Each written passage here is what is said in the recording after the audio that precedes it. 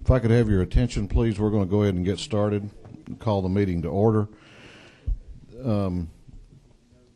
Just a housekeeping matter or two. I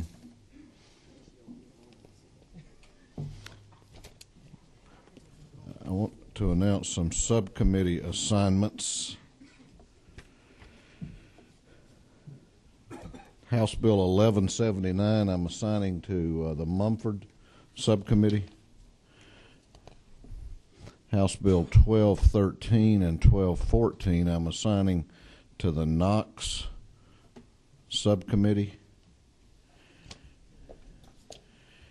Those two subcommittees have a lot of bills, and I am, out of consideration for their workload, creating a subcommittee to hear House Bill 1224 and its companion 1225. I have asked Representative Bearden to chair that subcommittee, and I'm also asking if they would to serve on that subcommittee Representative Abrams, Representative Levitas, is he here? Representative Collins, Representative Everson, Representative Ramsey, and Representative Lunsford. Okay. The only bill we have on the agenda today is the continuation of House Resolution 413. I think where we were last time was the author of the bill had almost completed his presentation. I'm going to recognize the author of the resolution at this time to hear from him further. I would ask him, as I will ask all of the witnesses, if you could. We have a number of people that have signed up to be concise out of respect for members of the committee that have many other meetings this afternoon. So I would ask you to limit your comments to no more than 5 minutes per speaker. That's still going to ensure that we have a lengthy hearing, but I think that is the only way we can be fair to everyone. Representative Bearden. Sure. Thank you, Mr. Chairman. In your folder, if you'll look, there should be a substitute to House Resolution 413. The bill is exactly the same except for page 2, lines 2 through 3. On line 2, after the word subdivisions, we added new language saying including but not limited to the administration of driver's license examinations for all classes of licensed by the Department of Driver Services. We had some issues in Alabama that came up. This is just to make sure that the Department of Driver Services, if this bill passes committee and the House and it gets to the people of Georgia and they vote on it, that they cannot come back in with a backdoor way to start issuing license in other languages. Two things real quick I'll bring up, and I'm going to be very brief. Then I'm going to turn over to Phil Kent, since he did not get a chance to testify the other day. In your folder, you'll also see we picked up 2 endorsements on this bill over the weekend.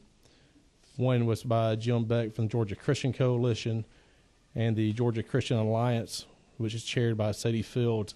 They've endorsed this bill and asked for the citizens to have the chance to vote. And with that, I'll turn this over to Phil Kent, allow him to wrap it up, then yield to everyone else. Thank you, Representative Bearden. And Mr. Kent, you were here last time, and time would not permit us to get to you. We're pleased to have you back with us, and if you would come to the podium, we're glad to have you with us today. Thank you, Chairman Ralston and committee members. I will be brief, and I will just offer a brief recap as to why, obviously, we need to have this on the ballot and passed by the people of Georgia. Obviously, English is the tie that binds. We currently have a official English law, but as we had pointed out in the last hearing, there's many loopholes, including the one with regard to the 14 languages that are now being employed for the driver's license test to the state. And we would maintain my group, Pro English, which is a national advocacy group for English as the official language. We would maintain that this is a serious public safety issue. In fact, this is why 30 states now have some form of official English as their language. and addressing especially the area of public safety and the driver's license tests. I might add, too, Mr. Chairman, that polls consistently indicate in recent years, and we have this material available later, that 90% of the American people, black, white, liberal, conservative, Anglo, Latino, believe English ought to be the official language of government. And if you look at H.R. 413, I think you'll find, too, that the list of exceptions is extremely generous. You've heard some complaints, and I wish they would go back and read the bill, but you've heard some complaints that, oh, this will affect a business executive, or this somehow dampens enthusiasm for commerce here in Georgia, specifically foreign commerce. Not so. The exceptions, again, if you'll take time to read them, should handle everything with regard to commerce and trade relations. We continue to put out the welcoming mat. That's a bogus argument, Mr. Chairman. And I also might point out, too, that this damps down miscommunication. I think that's the bottom line, why we need to strengthen the law in this state. And I would again go back to the driver's license tests and the fact that we cannot continue to have, as we grow, tests given in Chinese or Farsi or Arabic. We've got to have the language, the tie that binds. We had some questions during the last hearing how this would affect refugees, and I hope they were effectively answered. But just to recap, there are many, many refugee services available, especially in the metro Atlanta area, and foreign driver's licenses are honored. There seemed to be some confusion about that. And also the fact that since I think even the most severest critic is in favor of assimilization and Americanization, what better way to do this than fostering English? So that is the recap of why Pro-English, my organization, supports H.R. 413, and we hope that it will be given favorable consideration. And thank you, Mr. Chairman, for allowing me the time. Thank you, Mr. Kent. And again, thank you for being here. Questions from the committee? Representative Bearden? It's not a question, Mr. Chairman. I just want to point out on the letter from the Georgia Christian Alliance on page 2, it's the polling data that Mr. Kent was speaking about, and all that on page 3 also shows when those polls were done and the percentages, just for the committee members to be familiar. Representative Abrams. I did have one question for Mr. Kent. He's still available. Mr. Kent, would you make yourself available for questions? Certainly. Recognize Representative Abrams. Thank you. Mr. Kent, you spoke to the point that I raised at the last meeting regarding the ability of refugees to access driver's licenses. And is it not true that several Muslim countries in particular prohibit women from receiving driver's licenses in their native countries, therefore they would be prohibited from also receiving licenses if they come to the U.S. without having a driver's license? Well, under this law? No, I don't see how you would read it that way. If you are not permitted to, you reference the ability of foreigners to hold licenses and those licenses being recognized upon admission to the U.S. and being a resident of the state of Georgia. If you are not permitted to have a foreign license in your home country, would that not also follow that you could not have a license in the state of Georgia if this law were to pass? No, because under the services provided, these new refugees, this is their new home, this is a new country, this is a new law, they may certainly apply for a driver's license. And we hope, especially in DeKalb County, that they're going to be making available the English services. But assuming before the 2 years passes when they can actually take the ESL, let's assume that they're going to learn the English language new. Yeah, they can apply for a driver's license. So if they do, that was not my question. If they do not have a driver's license in their home country, the foreign license exception that you just mentioned, you mentioned the fact that if you have a foreign license in another country, that license is recognized in the U.S. My question is it not true that there are several countries that do not allow women to have driver's licenses in their existing country, therefore that exception would not apply to them upon reaching the U.S. and reaching the state of Georgia? Obviously, if someone does not have a driver's license when they come here, they don't have a driver's license, but they can apply for it. Representative Abdul Salam. Thank you, Mr. Chairman. Just a simple question, and my package may not be complete. Would you tell me again the organization that you represent? I represent a group called Pro-English, and it's based in Arlington, Virginia, and the website is www.proenglish.org, and you can access more information about this bill and other information. Thank you, sir. Thanks. Further questions of Mr. Kent? Further questions here? Thank you, Mr. Kent. Thank you, Mr. Chairman. Representative Bearden? Okay. All right, we have some that have signed up to be heard.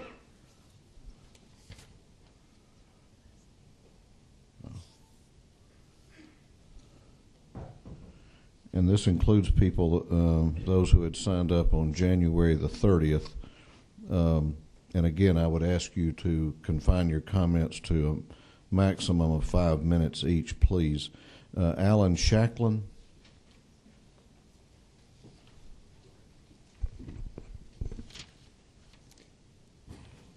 My name is Alan Shacklin. I'm Executive Director of Refugee Family Services. I'm here to speak against the passage of H.R. 413. Refugee Family Services is a nonprofit agency located in Stone Mountain. We work with refugee women and children who have been resettled in Metro Atlanta to help them achieve self-sufficiency and independence here in the United States. We serve over 2,500 clients each year through a wide range of programs, all aimed at helping refugees assimilate and become self-sufficient. We teach English, among other things, and we find employment for about 150 women each year. I'd like to address this resolution as it affects our clients. Refugees are a special kind of immigrant. Most immigrants come here for economic opportunity. Refugees come to this country because they have nowhere else to go. They are individuals who have been driven from their native country because of war or oppression and can't safely return. Many have spent years, even decades, in refugee camps.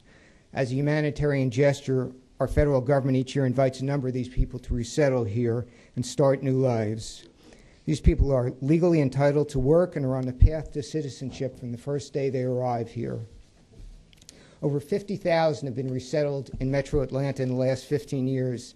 They continue to come in at a rate of about 2,000 each year. As you know, H.R. 413 would start the process of amending the state constitution to require that English be the official and only state language. On its face, the resolution would seem to apply to many state activities.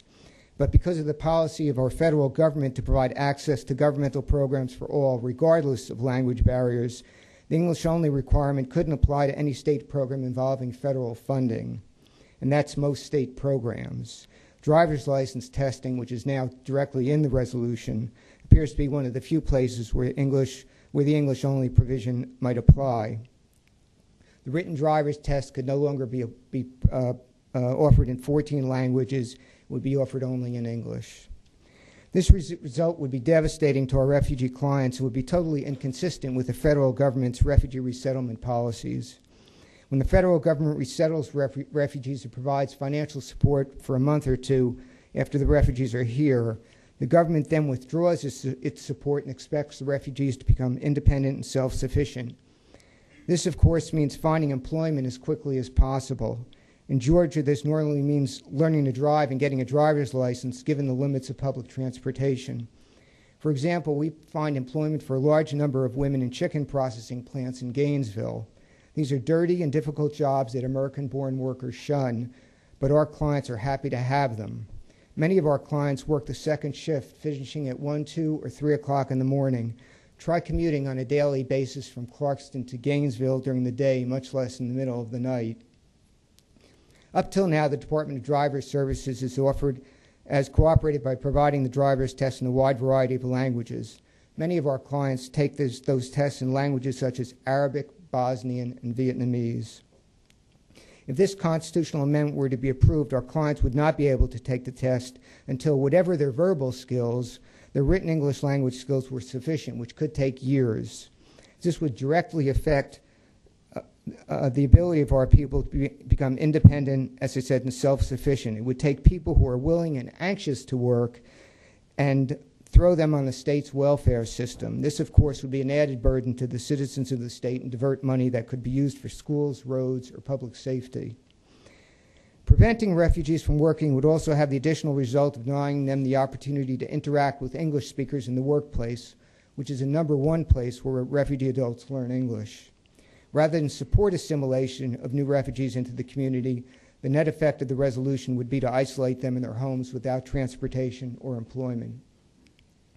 Finally, this resolution sends a message that those who do not speak English are welcome here in Georgia. If we want to be considered world class, this is not a good message for our tourist industry or our economy as a whole. More than 1,600 foreign-based companies are already established their operations here in Metro Atlanta. Whether it is our executives or high-tech researchers, international employees are essential to the state's economic growth and well-being. Barriers like English-only laws will not make our state attractive to new businesses. And not only will this resolution affect foreign-based businesses, it will affect local businesses seeking to attract minimum wage workers as well. Just as an example, to return to the chicken processing plants in Gainesville I referred to before, my agency finds jobs for about 30 to 50 refugee women each year in those plants, and we're only one of the refugee agencies finding employment. The number of refugees working in those plants certainly numbers in the hundreds. To deny an industry that is struggling to find legal documented workers the ability to employ hardworking legal refugees is not good public policy. To conclude, while I focus on the effects of the resolution on refugees, it will also impact other legal immigrants in the same manner. It will prevent the assimilation of new residents into our community. This country has a rich history of welcoming immigrants and refugees who have made this nation what it is today.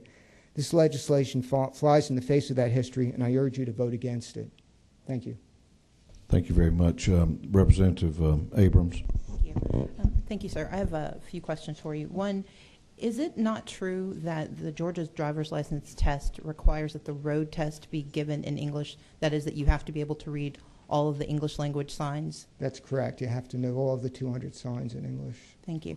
My second question is it also not true that not all refugees have access to your services? So can you speak a little bit about the access to refugee services once a person is relocated into Georgia? You mentioned it briefly, but can you expound on that? As I said, for the first month or two, refugees are resettlement agencies work with the refugees to help them find a job, get a Social Security number, get their kids in school. But after that, those agencies are gone. Our agency is one of the few agencies that provides services for refugees after they've been resettled. And unfortunately, our services are not sufficient to provide services for all who need. The last question I have is, one of the arguments made is that English only would permit basically public servants, police officers, fire officers, it would permit them to make better, to be better able to offer their services in the event of an accident. That is, that without this English only legislation, if there is an accident, there's a difficulty in having communication. Is it true? Could you respond to that through the context of whether or not refugees cease to use these services if they don't have driver's licenses? No, of course. In the county we reside in, DeKalb County, 1 out of every 5 homes, English is not the first language spoken, it's the language other than English. Obviously, the police deal with these people in a wide variety of circumstances, both with respect to people who are driving, people who have problems in their homes, and obviously the police have to manage and deal with that in a wide variety of ways, including the ability to perhaps speak Spanish or some of these other languages. Thank you. Thank you, Mr. Chairman. Further questions? Thank you, Mr. Shacklin. Maja Hasek, Jerry Gonzalez,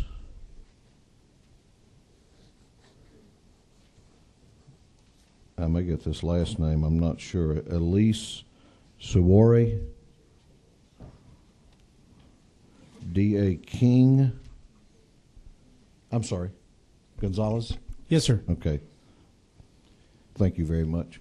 Thank you, Mr. Chairman. My name is Jerry Gonzalez. I am Executive Director of the Georgia Association of Latino Elected Officials. Our organization dedicates itself to increasing greater civic engagement as well as leadership development of the Latino community all across the state of Georgia, and we've been having a phenomenal success in doing that. I want to start by saying that I'm third generation. I consider myself pretty proficient in English. I don't think that H.R. 413 needs to be done in order to protect English. I think through generations, immigrants assimilate and they integrate into society. That's been the case for hundreds of years in this great country. That's happened. I'm here to oppose H.R. 413. It is not necessary. It is going to be ugly and divisive. It makes Georgia less competitive for foreign investment. The message and the sign that's going to go up over Georgia is going to say, send us your dollars, but don't send us your people. That's not a message that we need to be sending in Georgia. Georgia is positioning itself to attract foreign investment. As an example, we're looking for Korean investment with Kia in West Georgia and other suppliers, Korean suppliers that are coming into Georgia. Sony in Peachtree City, as well as other Chinese manufacturers. We just recently opened up a Brazilian consulate here in the state of Georgia. Governor Perdue's planning on taking some foreign trips as well to tout Georgia as a welcoming state for foreign investment. So, we do get foreign investment. We want to actively recruit them to come here. But what happens when they get here? When they get here, their people must be proficient in English in order to interact with our state or local governments. In Peachtree City, for example, what happens if the child of a Sony executive wants to get a library card and it is denied to him because he does not know English well or can't fill out the form? Again, we have a key executive. He's working on the plant. He spends 30 days here in the state of Georgia. By that, he's required by Georgia law to get a driver's license. He's not proficient in English enough to pass the test, the driver's license test in English. He is refused a driver's license by the state of Georgia. And based on another committee's actions yesterday, potentially we could seize his car as well. H.R. 413 takes away local control, goes against the very notion of local control. It isolates rather than assimilates. It divides rather than unites. And it creates a mechanism for lawsuits against governments trying to do the business that they're supposed to be doing. That's contrary to what the Georgia legislature has done in the past regarding lawsuits. If it is about protecting the English language, then we do need to focus on ensuring that Georgia's 8th grade school children can move beyond 75% of them being at or below basic reading proficiencies. That's not something that we should be proud of here in Georgia. But instead, we're playing with politics. Let's call this for what it is. It is an election year ploy. It's pure politics to try to attract voters to come out to the polls. Immigrant bashing is not working in this election cycle. In fact, in Florida, during the recent voting that happened there, Cubans voted, that are usually very diehard conservatives, voted overwhelmingly for McCain. The reason they gave was because the anti-immigrant views and policies and positions of the other candidates were completely unacceptable, and they detested them. Congressmen Tancredo and Hunter never really gained any traction nationally at all. Immigrant bashing is not working, and this legislation is just that. It's a mechanism for Georgia to immigrant bash. Let me just remind you, there are 97,000 Latinos currently registered in the state of Georgia. The growth rate has been 90% from the year 2003 to 2007. In fact, for the February 5th primaries, Super Tuesday, Gwinnett County surpassed 10,000 Latino registered voters in that county. For the first county to ever surpass 10,000 voters. That is significant. The growth rate is significant. In Cobb County, the non-white category has grown by about 36,000 in that same time frame, 2003 to 2007. The white category has only grown about 13,000 in registered voters. Immigrant bashing does not work, committee. H.R. 413 is immigrant bashing, no matter whether you try to paint it as protecting the English language, whether you try to paint it for public safety issues. It's not about public safety. It's not about protecting the English language. It's about making sure that we put some anti-immigrant legislation on the ballot to try to attract voters. Now, I ask the question again. Is Georgia serious about attracting foreign investment? Is Georgia really serious about that? On the one hand, we're sending our governor all across the world to try to attract foreign investment.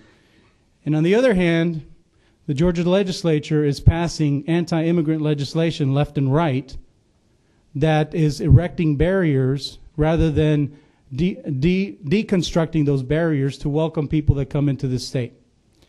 It's a very mixed message, and I just want the committee to know this message is being heard by the international community. The business community is listening as well, and they're not very happy about it as well. So that's all I have to say. Thank you very much, Mr. Chairman, committee. Thank you very much. Representative Abrams. Thank you, Mr. Chairman. Mr. Gonzalez, just a couple of questions. Is it true that the state of Georgia has a waiting period for ESL classes that can extend as long as 2 years? That is correct. There are currently not enough classes for people wanting to take English classes. Then there are available slots for the people that are wanting to take them. So based on that, can you speak briefly to the argument that if you don't create this, if you don't pass this constitutional amendment, non-English speakers will cease to want to learn English? That's totally untrue. Bottom line is that immigrants recognize that learning English is the key to success in this country, and immigrants want to make sure that they attempt to assimilate and learn English as quickly as possible in order for them to be more successful. After all, they gave up everything that they had to leave their native countries. They're here because they want to do more for themselves as well as their families. So they're willing and able wanting and able to learn English as quickly as possible. There just isn't enough capacity to handle the caseload. And can you tell me how much an ESL class might cost? I'm not aware of that. Okay, thank you. Thank you, Representative Abrams. Any further questions? Thank you, Mr. Gonzalez. Thank you. All right, I think I got down to D.A. King. And I'm going to remind the speakers once more to please adhere to our 5-minute requirement. Otherwise, not everyone's going to get heard, and I think that's not fair. I agree, Mr. Chairman. I will stay to the 5-minute limit. Thank you. My name is D.A. King. I am president of the Dustin Inman Society. We are a Cobb-based nonprofit coalition of citizens and real legal immigrants who try to educate people on illegal immigration. Before I begin my planned presentation, Mr. Chairman, a couple of points I'd like to clear up from the previous speaker. I don't believe that the majority of voters in Georgia would regard having English as the official language as somehow bashing immigrants. More importantly than that, I have a good rule of thumb for determining what an immigrant really is. An immigrant is someone who joins the American family lawfully. An illegal alien is somebody who does not. To discern the difference, it's very easy. Immigrants do not require amnesty. I find it very puzzling to sit back here and listen to this constant refrain of anti-English. When I was a kid in junior high school, I read a lot of George Orwell, where war was peace, love is hate, up is down. I find it very fascinating that we are to believe that somehow allowing multiple languages in the United States in place of our native English will somehow speed assimilation. I'd be happy to debate that point with anybody. Previously, a speaker mentioned a Zogby poll. The majority of Americans want English as their official language. Again, as a junior high school student, I remember reading the Old Testament, and I will admit it's been too long since I have, but I'm familiar with the story in Genesis of the Lord punishing the people who were building the Tower of Babel by giving them multiple languages so as to confuse them. I don't think that was an effort at creating anything. I think it was an effort at confusing something, as it would do here in Georgia. I hear a lot about whether or not we should have an official language amendment and why we need one, and this being unnecessary. Right now we have a law, it's quite weak, that makes English the official language, Mr. Chairman. An activist judge could very easily overturn that law sometime in the future. I think you've seen evidence of people who don't want English as our official language, whether it's an amendment or not. I fear from my education on immigration that one day we would be standing here listening to people demand that this very committee meeting or one like it be conducted in multiple languages so as to be fair to someone. I'd, like most Americans, expect people to speak my language when they come to my country, as I do when I travel the world. I am as concerned about anybody, about refugees coming to this country. My adopted sister is a refugee, an immigrant from Korea. So that doesn't ring hollow for me. But if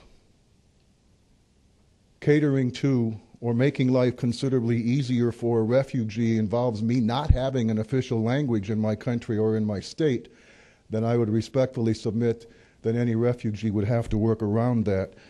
In my research for this, I called the Driver's License Bureau, and I've heard different figures, but I'm told that we offer our driver's license test in 11 languages other than English. Among them, Korean, Russian, Laotian, Polish, Japanese, Spanish, Bosniak, Arabic, Cambodian, Chinese, and Vietnamese. We do not offer our driver's license test in Celtic, Dutch, Norwegian, French, Maya, Scottish, Urdu, Yiddish, Hungarian, Hebrew, Italian, Portuguese, or Greek. And I make that point because I printed out something that's listing the languages spoken in the United States by Americans at present. It's about 37 pages long. So then I printed out the languages spoken in Mexico. My fear is if we don't make English the official language, at least of Georgia, and I hope the United States, that someday somebody is going to be standing here demanding that a similar committee make available a multitude of languages for a multitude of services. I also printed out the manual for learning how to get a driver's license in the state of Georgia. This is it. If we are going to issue driver's licenses to people who don't know and understand English, I think we should print the manual in every language that we offer the test in. I have no idea how much money that will cost, and I don't want to do it. I want to offer the driver's license tests in English and in English only. Another reason for that would be this, Mr. Chairman, represents the booklet that I printed out for applying for a CDL, a commercial driver's license. I don't know that it's numbered, but as you can see, it's a substantial document. In doing my research, I found out that the state of Georgia is forbidden by the federal government from offering a commercial driver's license in a language other than English because it's regarded as being unsafe. So I'm very curious to know if we can't offer the driver's license in a commercial driver's license in languages other than English because it's unsafe, why we would continue to offer the Georgia driver's license in multiple languages. In closing, I was just sitting there thinking, several months ago, or maybe last year, a very tired driver of a very crowded bus full of ball players mistook a road sign on I-75 South, took what he believed to be an exit ramp to another expressway, which turned out to be an exit ramp that was a dead end. The bus went off the railing of I-75 and crashed on the concrete, killing a bunch of very young college players who were on their way home. The argument that we can't expect safety to be improved by relying on somebody learning enough English to take a test, or that operating a motor vehicle is the same as knowing how to drive in Metro Atlanta, I don't think holds water. I'm here in support of this resolution. I understand, and I hope most voters understand, and I'm sure the committee understands, we're not here to decide whether or not English should be the official language of Georgia. What we're here for is to decide whether or not to pass a resolution that will allow the voters of Georgia to decide whether or not English should be the official language of Georgia. I can tell you from experience, you will get a very big yes vote on that one. I thank you for your time, Mr. Chairman, committee, and I'm grateful for any questions. Representative Abrams. Actually reflex, but I do not have any questions right now. Any questions of Mr. King? Thank you, Mr. King. I'm disappointed. I'd be glad for it. Frank McCahey.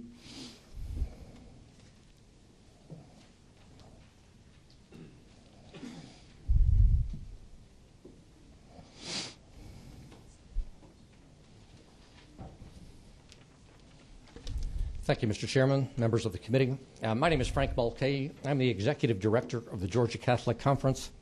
I represent the Catholic bishops of Georgia. Catholics now number in the range of 750,000 residents of the state of Georgia.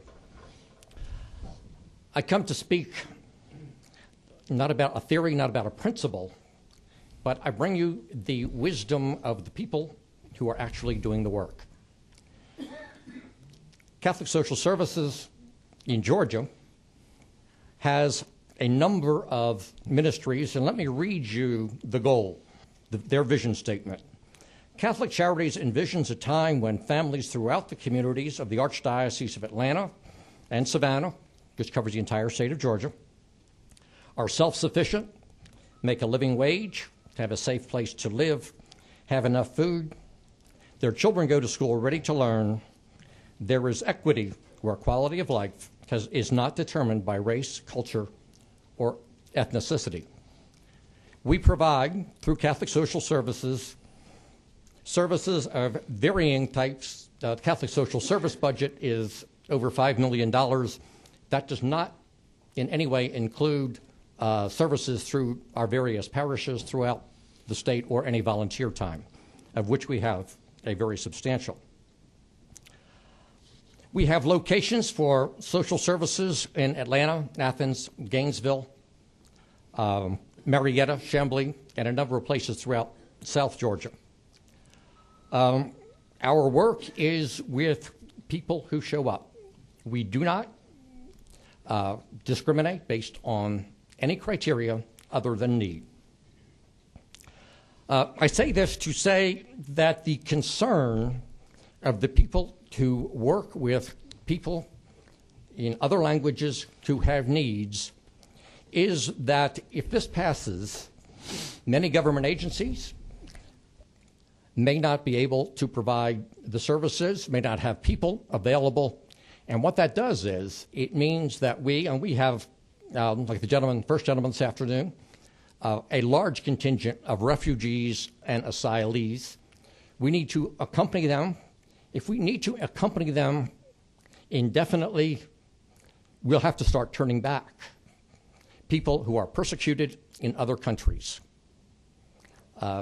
If they can't get a driver's license, if they can't find that some government offices which deal with them regularly are not allowed to learn English, are not allowed to learn other languages or be hired on that basis, then it's going to be much more difficult.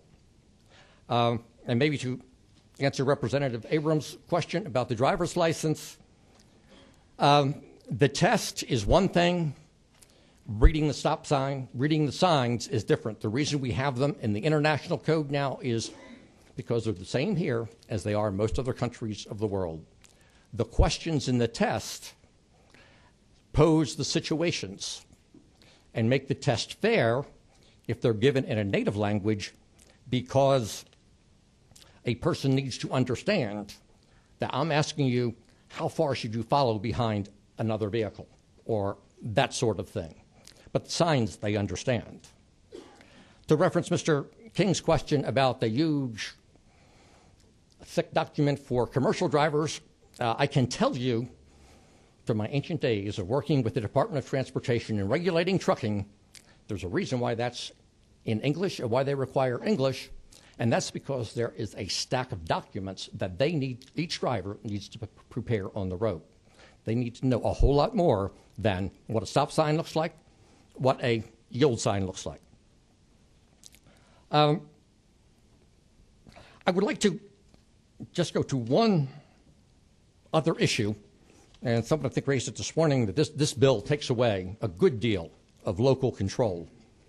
But I'm not a member of the Alabama bar, so I didn't go and research the Alabama law the gentleman referred to, but I did take a look at some of the Georgia law, Georgia constitutional law. And I think I'm particularly concerned with subparagraph E of the resolution, which says that any person who is a resident, not a citizen, but a resident or doing business in the state of Georgia has standing to sue any agency of the state government. And they can do that even if the Attorney General or other appropriate official of the state has not filed such a suit. I have a case which I'd be glad to share with the members of the committee. Mr. Chairman, I only have one copy with me, but you'll all remember the occasion when Governor Perdue first took office and instructed Attorney General Baker to dismiss a lawsuit. Attorney General Baker declined. It ended up in court, ended up in the Supreme Court. In that case, the court decided that Attorney General Baker had the constitutional right to continue that lawsuit. Now, that may not directly apply to this case, but I think the court's discussion of the checks and balances between the branches of government. There is overlapping authority for the chief executive and the attorney general to control litigation. That's in the Constitution. There is authority for this General Assembly to define further the tasks of the attorney general. This bill, this resolution, is seeking to take that authority from the governor, from the court, from the Attorney General, and from the General Assembly, which will not be able to define the Attorney General's task in these areas, but will be called upon to pay for any litigation where the state loses. This is a constitutional shift, and as I say, I don't know what they do in Alabama, but this has not been what we have done in Georgia. And I'd be happy to take any questions, Mr. Chairman. Thank you. Any questions from the committee? I don't see any. Thank you very much. Thank you, Mr. Chairman. Larry Pellegrini.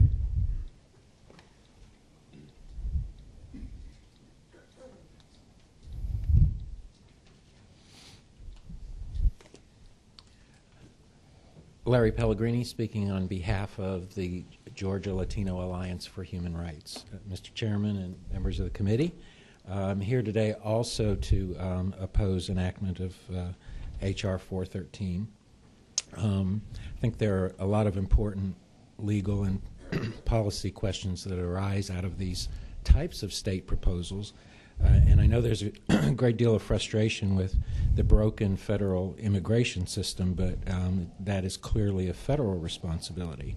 And I think we're at a point now where we see that states can only maneuver around the cracks of immigration laws, and we wind up proposing things that might be divisive or, in some cases, before us this year in General Assembly, punitive measures.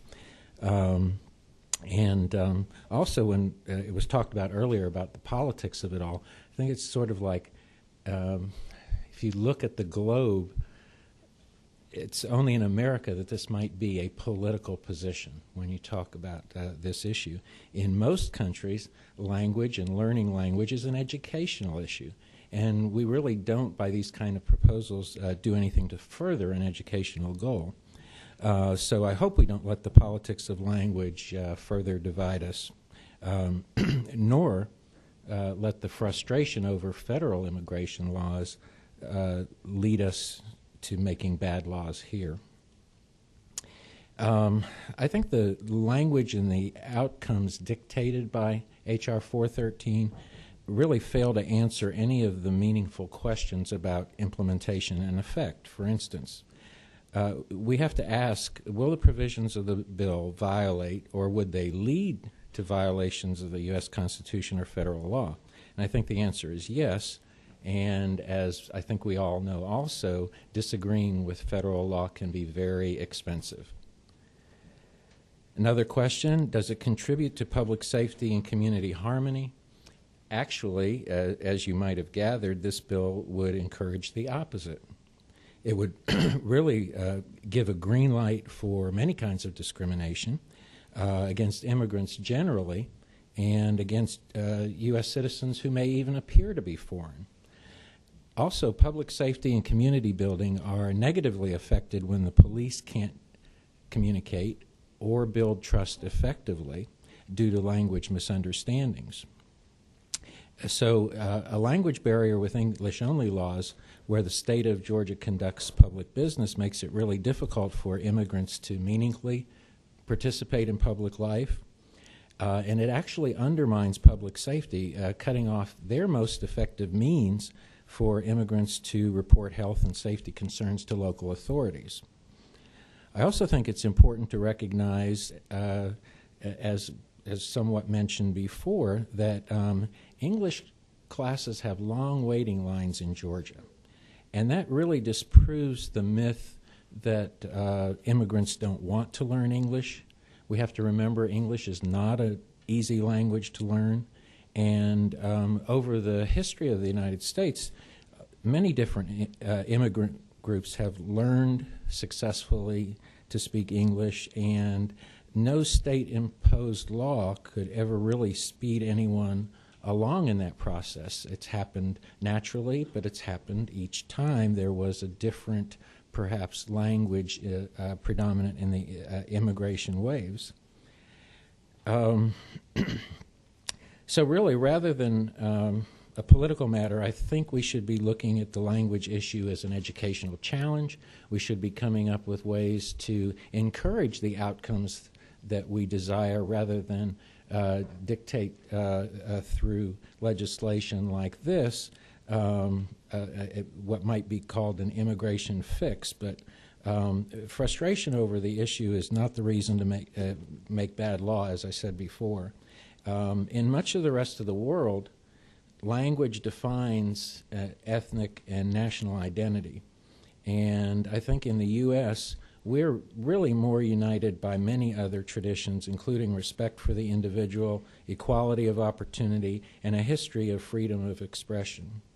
Rather than fearing languages or language diversity, Georgians should celebrate linguistic richness, and I think this bill would be a barrier to that educational pursuit. And I really hope that we can look into the future, be farsighted, and look at the educational challenge and opportunities that this issue coming up presents rather than doing something negative.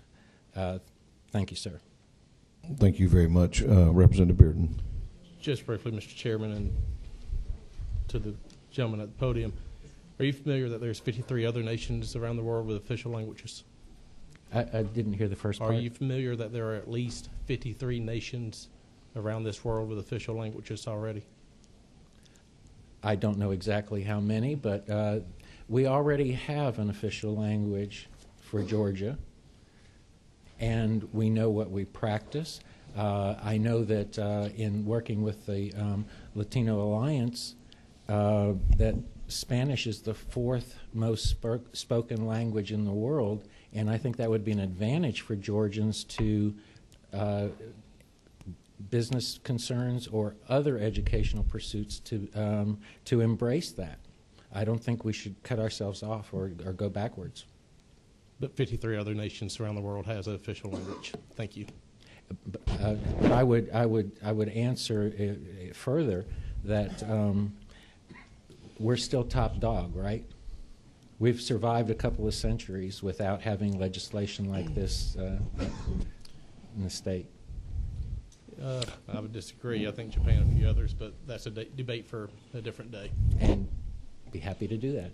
Thank you very much, Representative Bearden. Representative Abrams. Mr. Pellegrino, just to Yes. follow up, are you aware that of those 53 nations, approximately only 5 of them actually do not allow other languages to be used in testing, but that the predominant nations, including most of the nations that are a member of the OECD and of national treaties with the U.S., recognize English as a language and allow that language to be spoken and to be written into their official documents? I don't know exactly as specifically as you, but I know there are certain international embracings, like in the airline industry, et cetera, air pilots, et cetera. But once again, the diversity should be embraced, is my point, the education, and how much better we are when we understand each other, and being bilingual and embracing, not discouraging that, I think is an advantage. Thank you. Thank you, Mr. Chairman. Thank you. Thank you, Mr. Pellegrini. Elise Shore.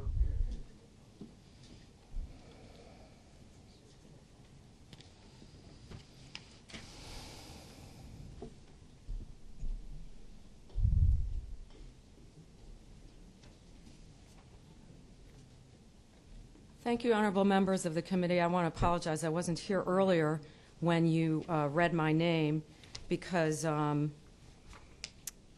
was actually in upstairs for, or I should say downstairs, I believe, for a hearing on SB 335.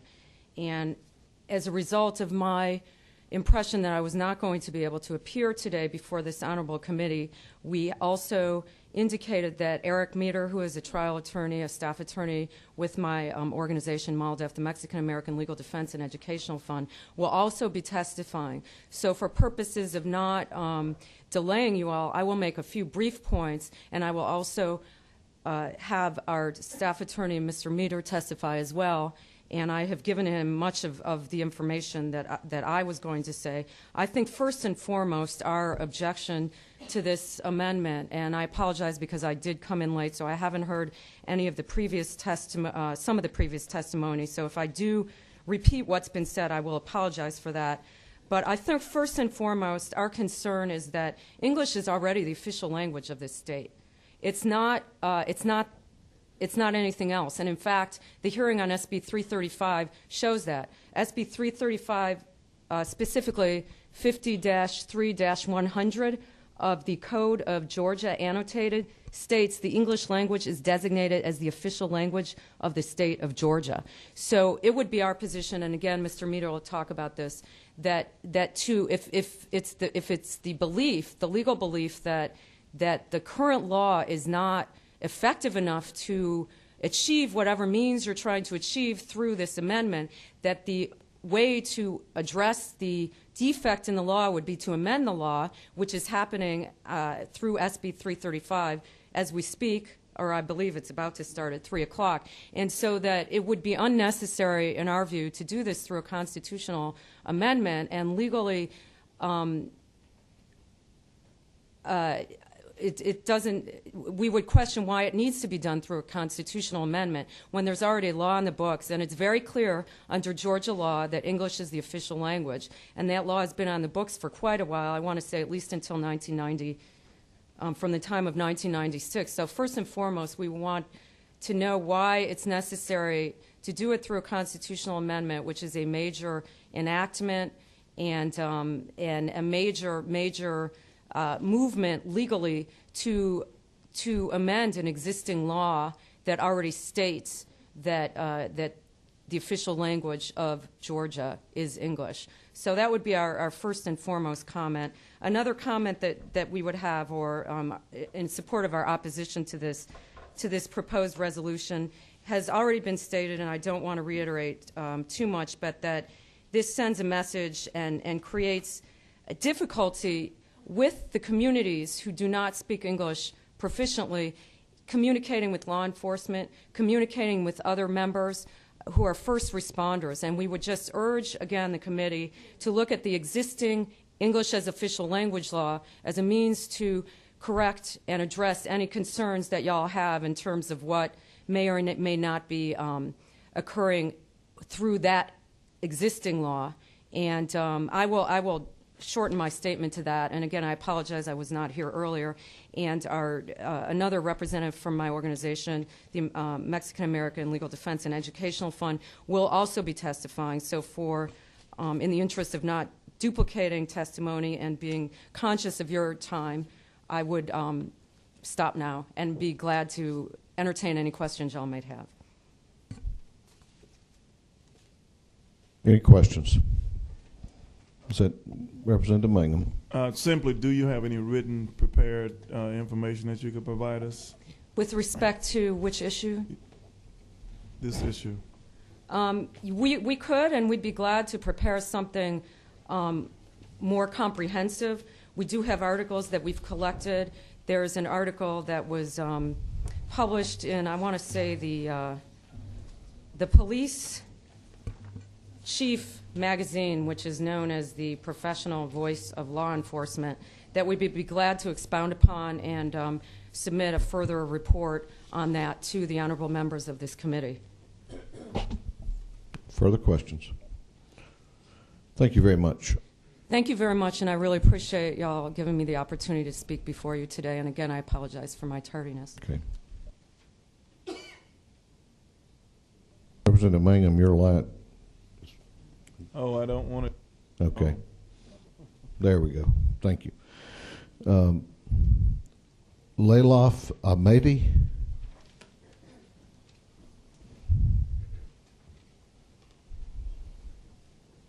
Good afternoon.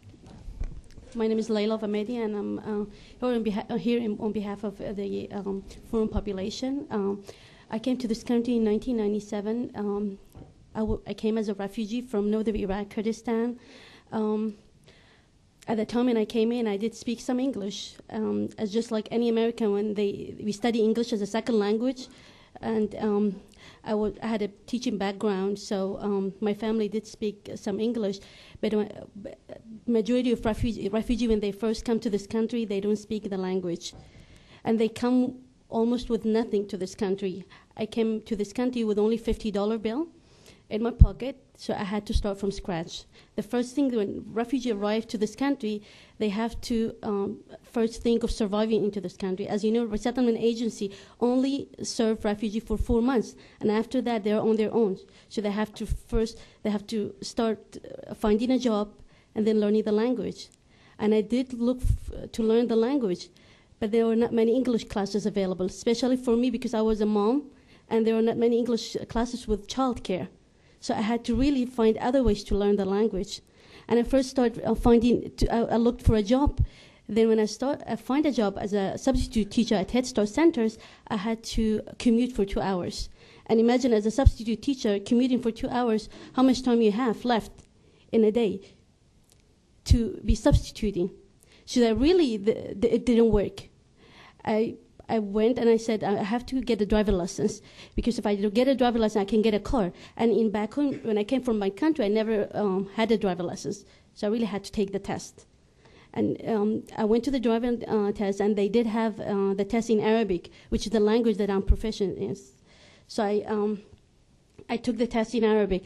And I would like to stop for a minute and ask you one question, and I will say one law in Arabic, and I would like to see if anybody understands what I will say.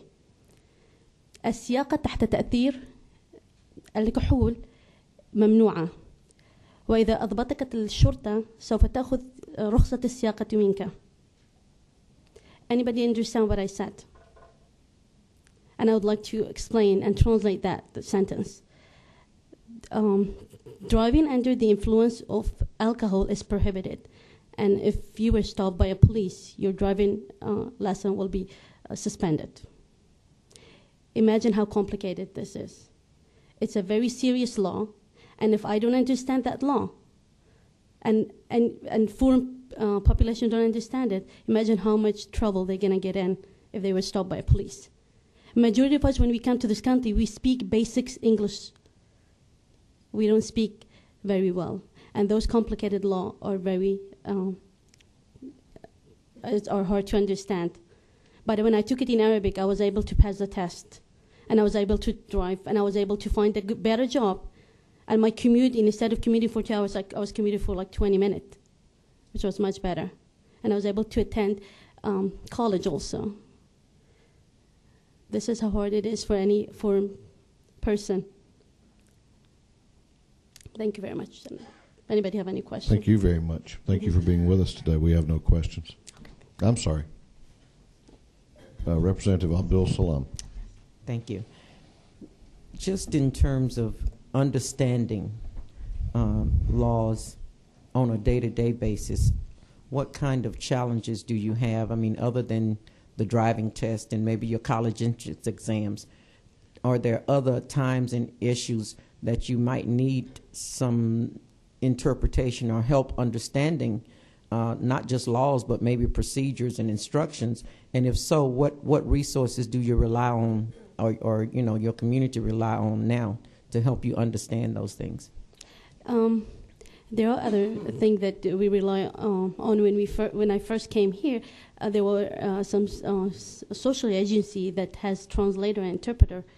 And first, when I came here, I was pregnant, so I really need interpretation at doctor's offices. Medical. So medical translation was a need for me at that time. But I know finding a job and filling out application also, it required English. And those agencies did have employment services where there was a social worker who came with us and filled out the application, helped us fill out the application. Okay, thank you. Yeah.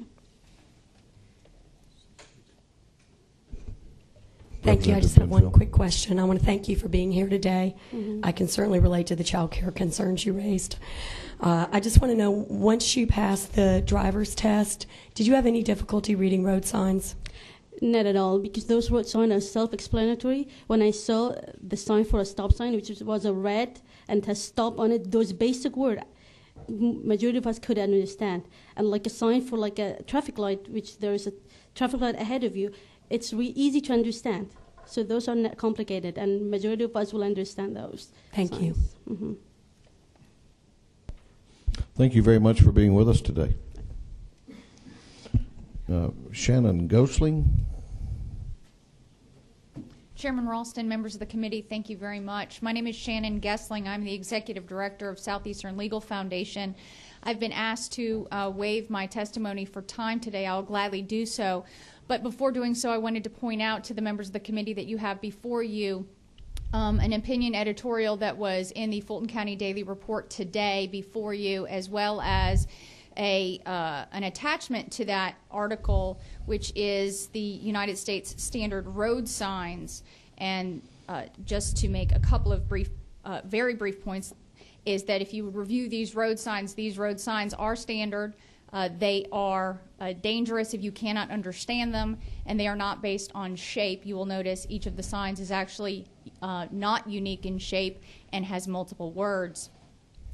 With regard to 3 points only, and it's directly responsive to testimony previously, the ESL courses that are being discussed are actually the extensive courses where an individual would learn the English language in its entirety. The driver's license English as a second language courses are actually available presently as a result of the commercial driver's license requirement by the federal government. No state in this country is allowed to issue a commercial driver's license without the drivers being proficient in English and able to file documents, etc. And there is no reason that states should not expect the same proficiency for public safety. Secondly, with regard to the English language, we're talking about core government functions, not the extraneous issues that are being raised here. There are core government functions that are presently being given in English and processed in English only, and I would like to give you some examples. Applicants for United States citizenship must learn English to pass the test to become citizens. Commercial driver's license exams, which is the example I previously gave, as well as court documents, military command and control, and tax forms are all in English. None of the concerns that were raised by previous persons testifying before this committee were actually addressing issues that would be affected by this amendment to the Constitution. And lastly, Southeastern Legal Foundation is the entity that represented the citizens of Alabama in suing to enforce the constitutional amendment of Alabama that was passed by 88% in 1990. The standing clause in Amendment 509 of the Alabama Constitution is the single most important clause. It does not take authority from the Attorney General. It does not take authority from the governor. It does not take authority from the legislature. What it does is it grants the citizens the right to sue, to enforce the Constitution in the constitutional provision as passed. And that's what the citizens of Alabama had in fact done. And I will gladly answer any questions that you have. Thank you very much. Representative Mangum. How do you do, Ms. Gosling? How do you do? Thank you for your coming here today. I was skimming through your article, but I noticed you have a number of road signs on the back of your article, standard U.S. road signs. Do you have any statistical basis upon which you rely that would explain that there is a safety hazard with respect to the diversity that America has at this time to require a changing of, I don't totally understand why you, well, first, I got a two-part question. Okay. First, do you have any statistical basis to indicate that what the safety hazard currently is as a result of your tired, your poor, your huddled masses coming to America? The answer is yes, and with the chairman's permission, we would like to provide a white paper to the committee within two business days and sooner if required. There's a federal agency that has actually specifically commented about the fact that work-related fatalities having to do with vehicles has increased dramatically as a result of the language barrier. And the language barrier being persons who are not proficient in English are actually causing road fatalities for work. And we do have that information for you. That's a government document is what you're saying? Yes, it is. Do you by chance have the site or the web page or... I don't have the site in front of me, but you could have it before the end of business today. Okay. And it is, in fact, it was posted in an Alabama, it was posted actually in an Alabama article in 2005, where it was specifically a federal agency employee had done the study and actually calculated that we were actually at crisis point for purposes of the safety issue having to do with language and driver's licenses.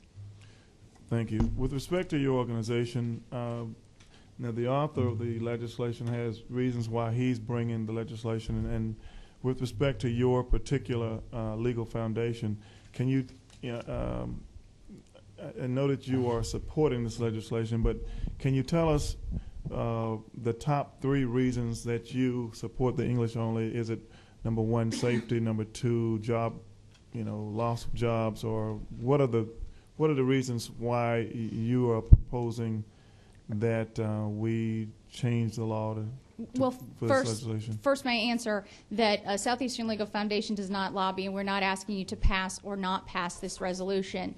Our job is to analyze it based on a constitutional standpoint as well as a public policy standpoint. Southeastern Legal Foundation was founded in 1976 on limited government, private property rights, and core market value capitalism, basically.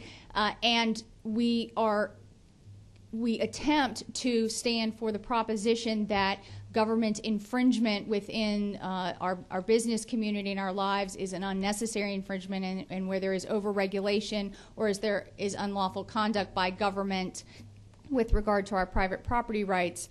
With regard to this issue, the English language issue, we have been involved in this for several years. In fact, prior to the request that the citizens of Alabama asked that we sue on their behalf.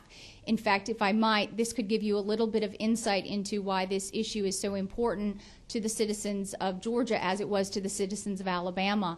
A resolution was passed in 1989 by out of the General Assembly. In 1990, by 88%, the Alabama voters voted to pass the resolution, and it was referred to as Amendment 509, making English the official and common language of the state of Alabama. As a result of that, within a year's period of time, the Department of Public Safety determined that in giving the driver's license exam in multiple languages, it was violating the constitutional provision, and in fact changed from giving the driver's license exam in multiple languages to giving it exclusively in English. Subsequently, they requested Attorney General opinions. 2 Attorneys General of the state of Alabama validated the interpretation and said that the driver's license exam could only be given in English. 6 years after the state of Alabama had given the driver's license exam exclusively in English, and to their knowledge and to our knowledge, there was no negative effect on the immigrant population or the refugee population as a result of that decision. A single citizen by the name of Martha Sandoval, a non-English speaking resident of Alabama. She had resided in the state of Alabama for 10 years. She admitted on the stand when the case was tried that she was mobile. And what I mean by mobile is she admitted she did not have a driver's license. She drove a vehicle. Her children were in school. She had 3 jobs. She encountered English-speaking persons and had done so the entire time that she was there, but she was incapable of passing a driver's license exam, and as a result chose to drive without passing the exam. As a result of her lawsuit filed in federal court claiming that she was entitled to receive the driver's license exam in Spanish, the case went all the way up to the United States Supreme Court.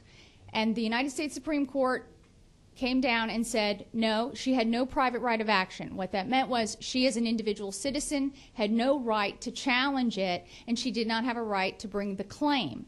But as a result of this single person's decision to counteract the mandate of 88% of the population, including the General Assembly, the case, the driver's license exam was given in 13 languages.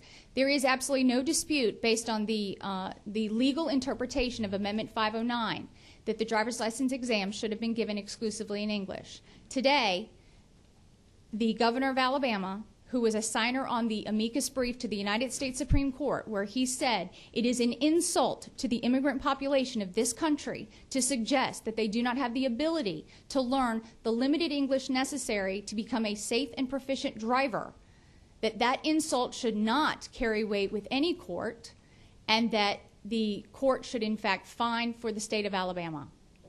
That same governor refused to give the driver's license exam exclusively in English.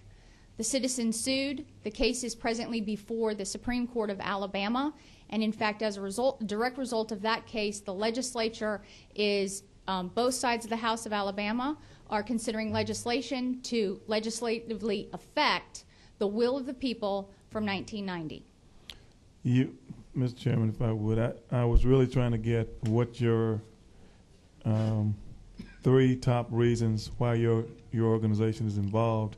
And I appreciate the history of Alabama, but public safety, number 1. Public safety is number 1. Number 2 is that the legislature and the citizens have a common language, which is English, and it should pass an official English language amendment to make it part of the core government function so that it will only be in English. Core government functions need to be in English. That is what 89% of the population of the United States believe the language of the United States is already. That's number 2. And number 3, to counteract any interpretation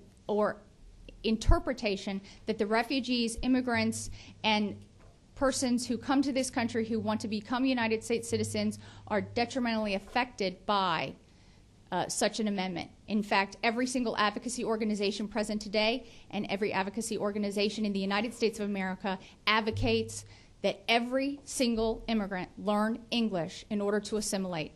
And we should not discourage assimilation, and this does not discourage, but it does encourage assimilation.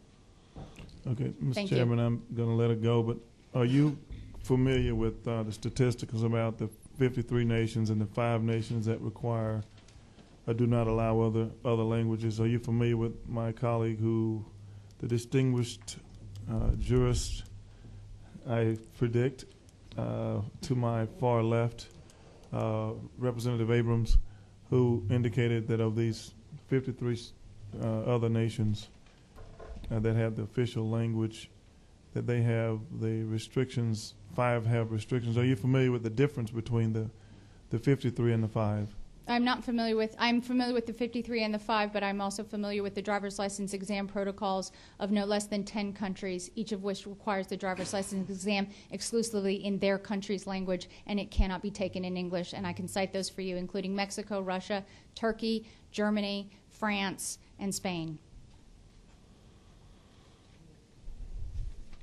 the difference between the ones you're saying those are the ones that require only in, for example, in It Turkey, can only be only in correct. Turk, and in Spain it could only be in Spanish. That is correct. And that is the basis upon which you. What are the others?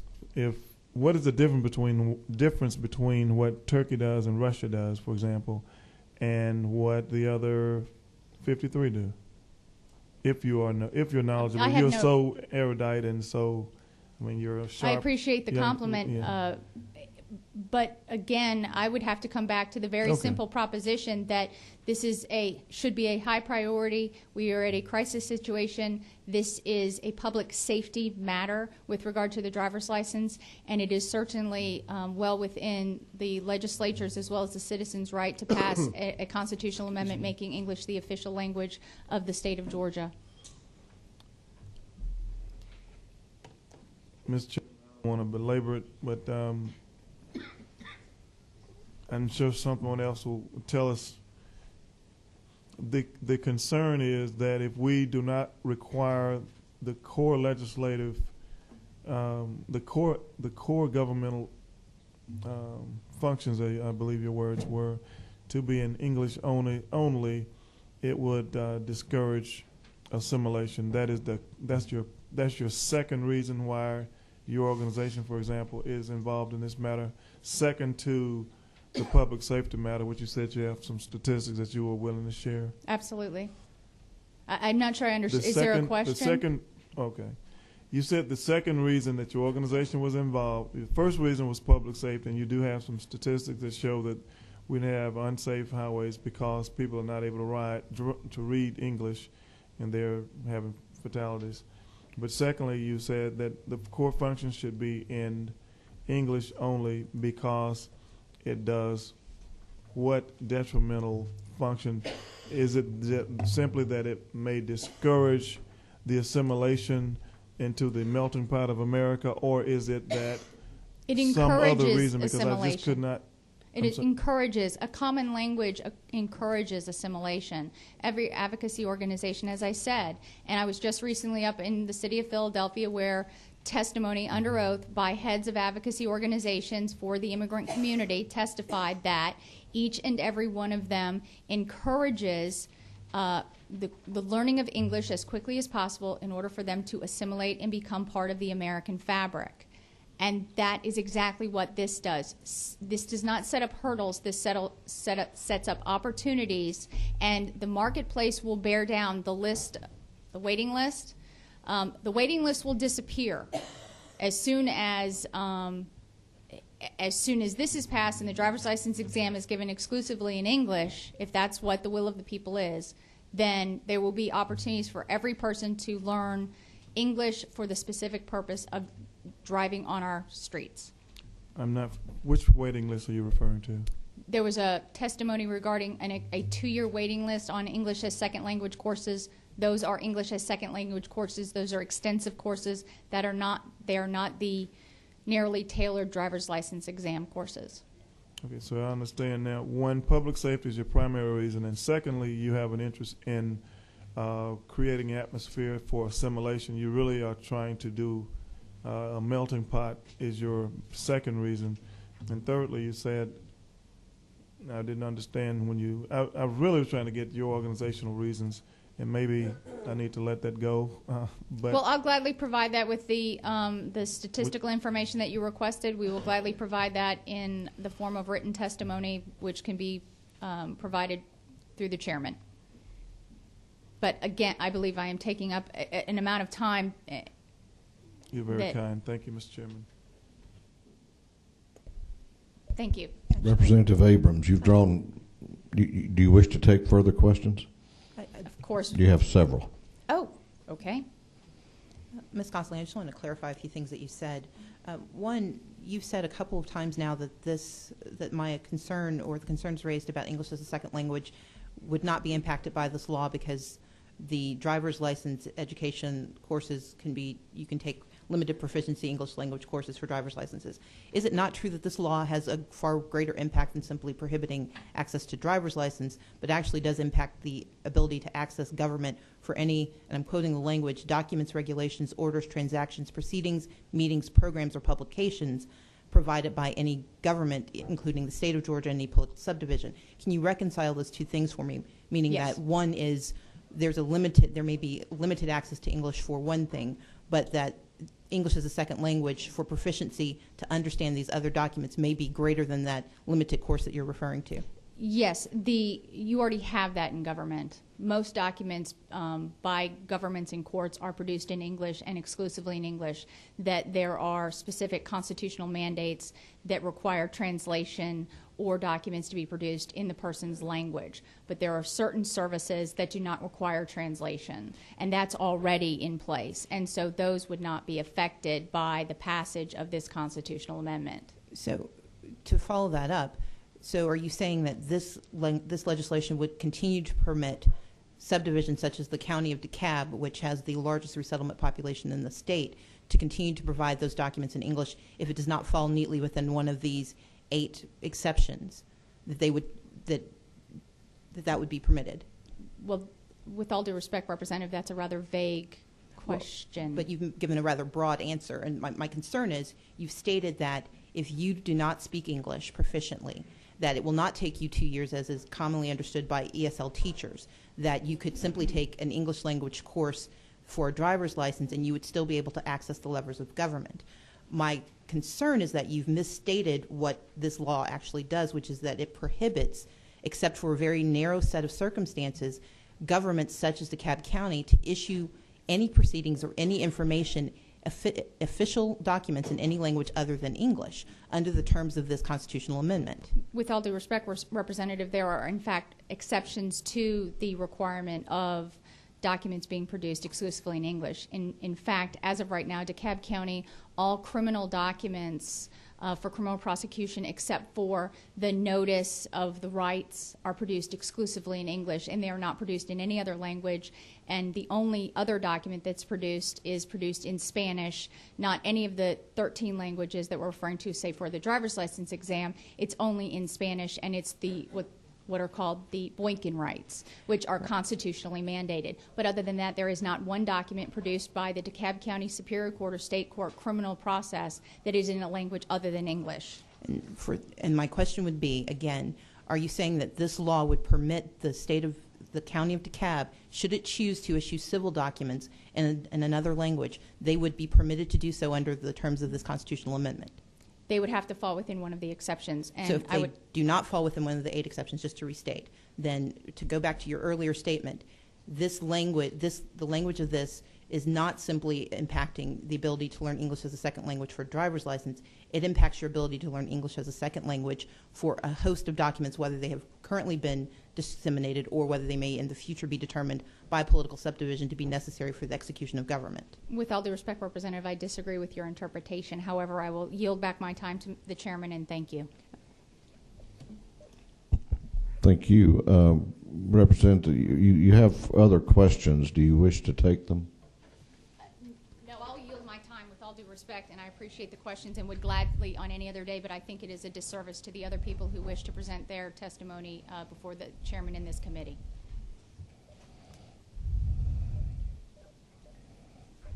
Okay. Jan Barton. Yes, hello, I'm Jan Barton, and I'm a citizen. I don't have an attorney representing me, so I hope I'm okay. But I'm here as a concerned citizen. You have some for hire up here. If you will. I understand, thank you. Now, I want to thank the committee for hearing me. I'm here to just ask that the citizens of Georgia be given an opportunity to vote on this in the November election, because we feel that we should have a say-so in our state and our country. And right now, I can just speak for myself and many of my friends that feel this way. We feel that English is important for this country, and I'm very nervous, so before coming here I did a little research. research. I hope you'll forgive me because most of you have heard all this before, but I thought I would share it anyway. President Theodore Roosevelt once said, "We have one language here, and that is the English language. And we intend to see that the assimilation, or in his case he said crucible, I didn't know what he meant by crucible, turns our people out as Americans." And that's our concern here. We want everyone to be an American. And I feel, in all the research I did, that those people who are not encouraged to speak English in this country are segregated. They're segregated into poverty and ghettos that keep them from succeeding. And I'd like to reach out a hand to people who are here legally, legal immigrants who should be here, to help them. And I, for one, would be happy to help with English classes if necessary. But from my reading, and I'm sorry to go on and on, but from my reading it said that 30 other states have passed such legislation through allowing votes by the public. And the public, in most cases 9-1, felt that English needed to be enforced as their government language, the government language. And there were some exceptions, and I was relieved to see this because, like you, I had a few concerns. Some of the exceptions included protecting public health and safety in some cases, assuring equality before the law, promoting tourism, teaching foreign languages, providing for the national defense. We're not saying, no, you may not speak another language in our state, from what I've read. I'm just asking as a citizen, please give us a right to vote for this in November. And thank you so much. Thank you, Representative Bearden, for this legislation. Thank you. Thank you. Any questions? Thank you, Ms. Barton. I'm not sure. Is it Everett? How? Okay. Thank you.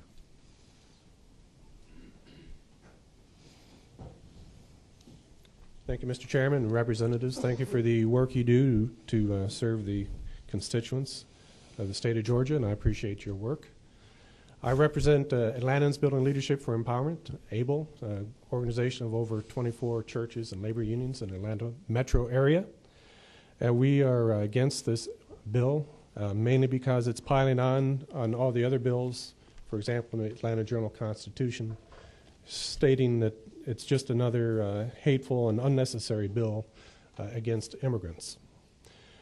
ABLE supports the Comprehensive Immigration Reform Bill that was brought up last year and unfortunately did not pass. It was a good national comprehensive bill to save you the trouble of all the things you're doing here. I really feel badly that you're spending your time working a bill that's already covered. We have English is the official language. I see no reason for you to be spending your time on this, and I really feel sorry for that. There's a lot more important things we should be working here in the state of Georgia, from water to transportation to Grady and all the other issues that are being worked on. Secondly, I am the ministry leader for English as a Second Language at St. Jude's Catholic Church in Sandy Springs. I can see what's going on from the bottom up as far as the legislation effects of the past and what you may be doing here in the future. Maybe some other ESL classes have waiting lists, but we have students from 5 continents. We used to have students drive from as far away as Jonesboro and Kennesaw, but now we've gone from almost 100 students to about 16. A lot of that has to do with the lack of ability to get driver's licenses anymore, the Cobb County traffic stops around the metro area.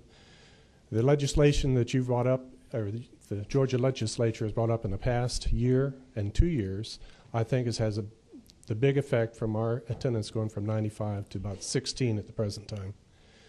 The other thing, of course, more and more schools and churches, as well as community action centers, are offering English as a second language. These people want to learn English. They're just like you and me from wherever they are, whether they're documented or undocumented. ABLE is, again, a faith-based organization, and I'd like to remind some people that there's more than just the Old Testament. The New Testament, our God was asked, what are the most important things you can do? And he said it was all summarized in 2 commandments. Love your God and love your neighbor.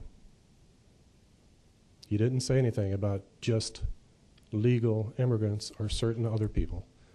Love your God and love your neighbor. Let's do that. Let's stop this half page of all this unnecessary work that you're doing here in the legislature to make life more difficult for our neighbors and for us. And it's also hurting our economy, like we've heard from other people here. These people have been doing work, and now they're gone, deported, or afraid to come out of their houses. I'm embarrassed what's going on here in Georgia. I'd say I worked with immigration people last year, comprehensive immigration. I'd say we're the second most oppressive state in the country as far as the laws so far, and this is certainly not a forward step. This is clearly an unnecessary bill.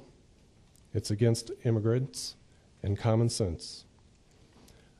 In addition, as an Air Force pilot, I did travel the world, and as a Pan Am pilot, and I could drive in France and Germany with just an international license, and I don't speak German. And you can drive there for 6 months. So there's a lot of unnecessary going back and forth on this bill. It's just totally not necessary, and I appreciate you letting me have the time to speak. Thank you, Mr. Howe. We do have questions. Representative Benfield? Question. I'm sorry. I'm going to withdraw my question.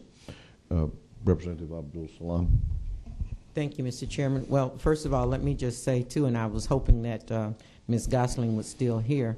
I drove in Turkey for several years, and they didn't make me take the test in Turkish. I would not have passed it. They didn't have road signs for the horses and the buggies on the road with the cars either.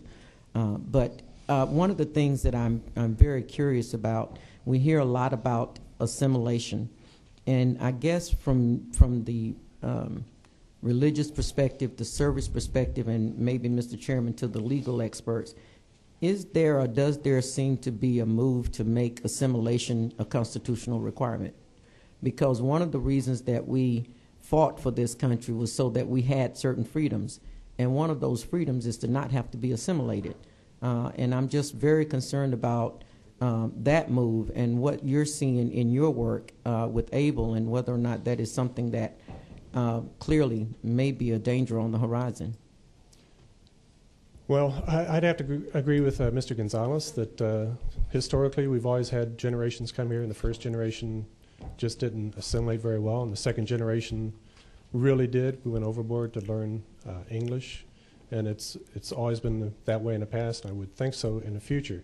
The difference that I see now is the fear factor that people are afraid to get out in the street or to drive, or whether they have a license or not. You know, there's still some agencies that will pull people over because they're the wrong color. Well, I'm very well familiar with that. I guess one of the other things, Mr. Chairman, if I may, you know, I understand Spanish very well, but I don't speak it. And I think in certain settings, depending on what you're trying to accomplish, that it may be an unfair burden to require that you also have to write it and you also have to read it. You may be able to say words well enough to communicate, but not be able to sit down and fill out a 15-page form in that language. Have you had experiences with the constituents that you serve that may be able to understand the English better than they can speak it, or speak it better than they understand it, but also would have difficulty writing it? Well, that's absolutely true. And the people are trying to work their way towards citizenship status and also to be successful in their chosen occupations. So they've worked very hard at it, but the written part is the most difficult. And we have 5 levels of training of ESL at our church, and that is a consideration, and we're trying to help them in their occupations and in their future citizenship courses. Thank you. It's a recurring problem, I think, for generations. Thanks, sir. Thank you, Mr. Howe. I don't see no further questions. Thank you very much. We've got a couple, 3 more speakers. I would ask you, when one has withdrawn in lieu of written comments, which we appreciate, and I'd ask the remaining speakers to please be concise. Susan, because I'm going to call time from here on. Susan Paulin. And the reason I'm doing that is we have other obligations on the committee, and we really have to, as important as this is, and we've let everybody, I think every single speaker's went over the time limit, and that kind of puts us where we are, and that's when I knew that we'd get here. Go ahead, Ms. Paula. I appreciate that, Mr. Chairman, and I will be brief. My name is Susan Pavlin, and I am testifying in my capacity as a Georgia voter, the former chair of Georgia's DHR Advisory Council on Refugee Resettlement, and also as an attorney who has been contracted to provide training to Georgia's government employees on the impact of civil rights law on services to people with limited English proficiency. The primary reason that I've heard today in support of this resolution is because we want people to learn to speak English. And I wanted to make just a couple of points. And one is that the President of the United States also wants people to learn to speak English. And in fact, in 2000, the President at that time introduced an executive order, and the justification that he gave for that was because it would reinforce the goal of helping people to learn English. And the executive order stated that it was necessary for people who have limited English proficiency to access government services, because it's not just about speaking English or English only, it's about accessing government services that enable people to move forward in their English language abilities. Before the executive order in 1991, the U.S. Supreme Court also recognized that it was good for people to learn English, but they also noted that when you're looking at issues of equal protection under the law, that proficiency in a particular language, often like skin color, is sometimes a substitute for race. And in fact, they held in that case, the site is Hernandez v. New York, that discrimination based on limited English is not acceptable under the Equal Protection Clause of our Constitution or under the civil rights laws of our country, because that is a discrimination based on someone's national origin. Basically, we don't like you because of where you come from. Particularly on point in this case is some legislation, regulations that came out of the Federal Department of Transportation following the executive order.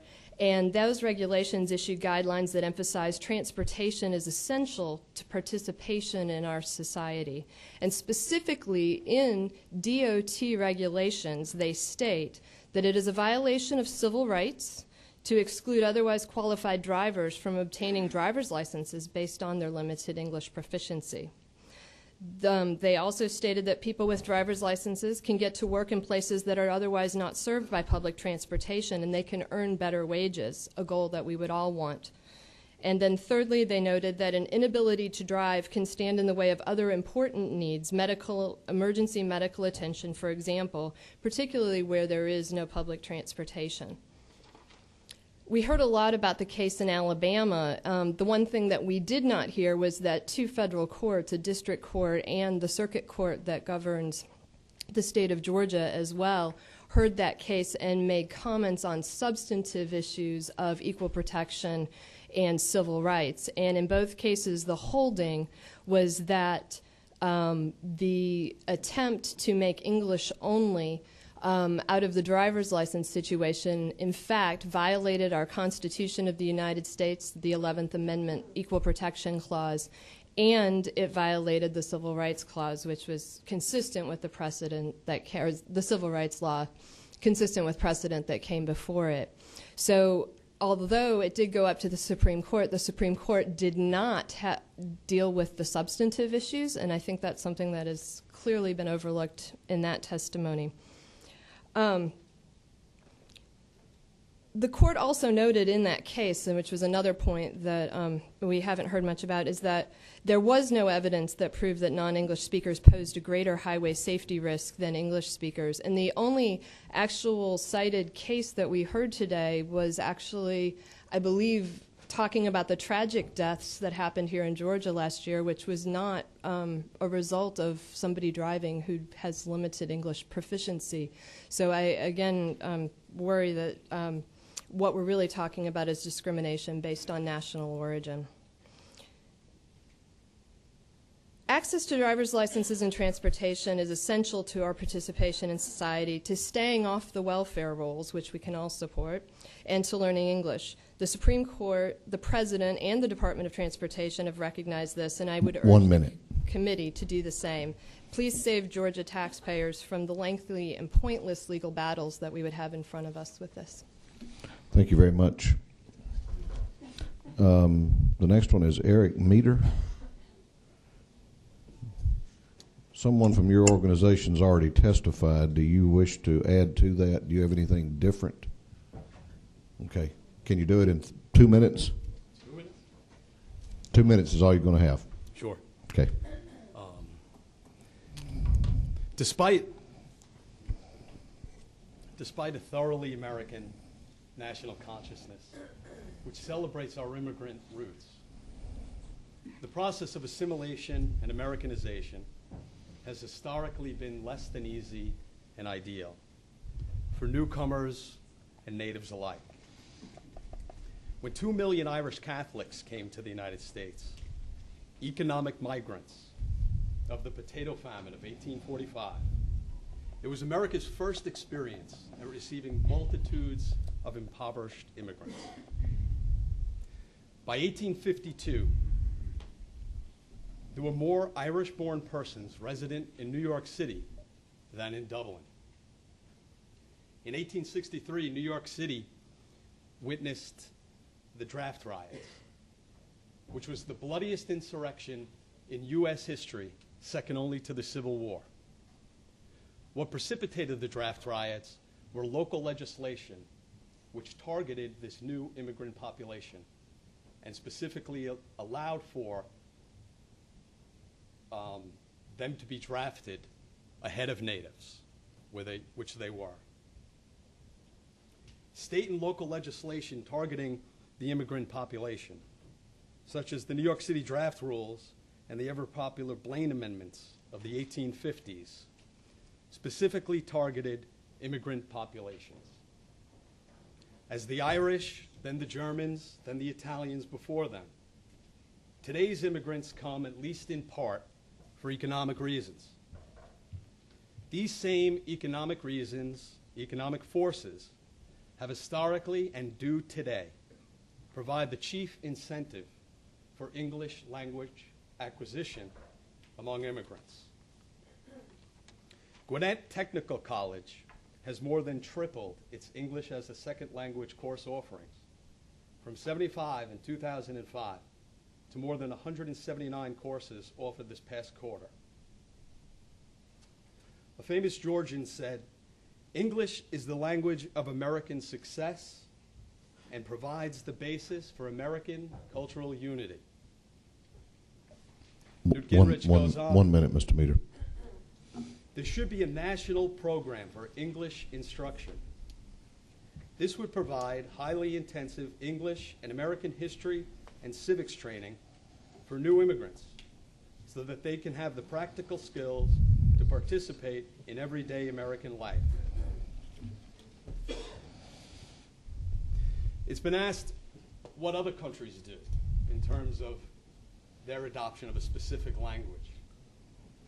And it seems strange to me, and I would hope that it would seem strange to all of us, not to recognize what has always been true in our treatment, both in foreign relations and domestic, our American exceptionalism. We adopt no language specifically because we represent all languages. What unites us is our Constitution. Ronald Reagan was fond of saying, "You can go and live in France, but you'll never become French. Italy, and never become an Italian. Only here in the United States can you come, adopt our way of life, and become an American." Lastly, time's up. Gotcha. Thank you. The chair hates to do this, but it just kind of becomes necessary at this stage. Did you have something, Vice Chairman Mumford? Yes, with the chair's permission, I have a couple of amendments that I'd like to propose. We have 3 other speakers. Yes, sir. If we still wish to be heard, Kirsten Rambo. Okay. Ms. Rambo, can you confine your remarks to 2 minutes or less, please, ma'am? Yes, thank you, Mr. Chairman, Thank you. members of the committee. I'm happy to keep this very short. My name is Kirsten Rambo, and I'm the Executive Director of the Georgia Commission on Family Violence. Our commission is concerned with allowing victims of domestic violence to get safe. And unfortunately, we're convinced that this resolution would very much get in the way of that. via some serious unintended consequences. I'll just speak to those very briefly.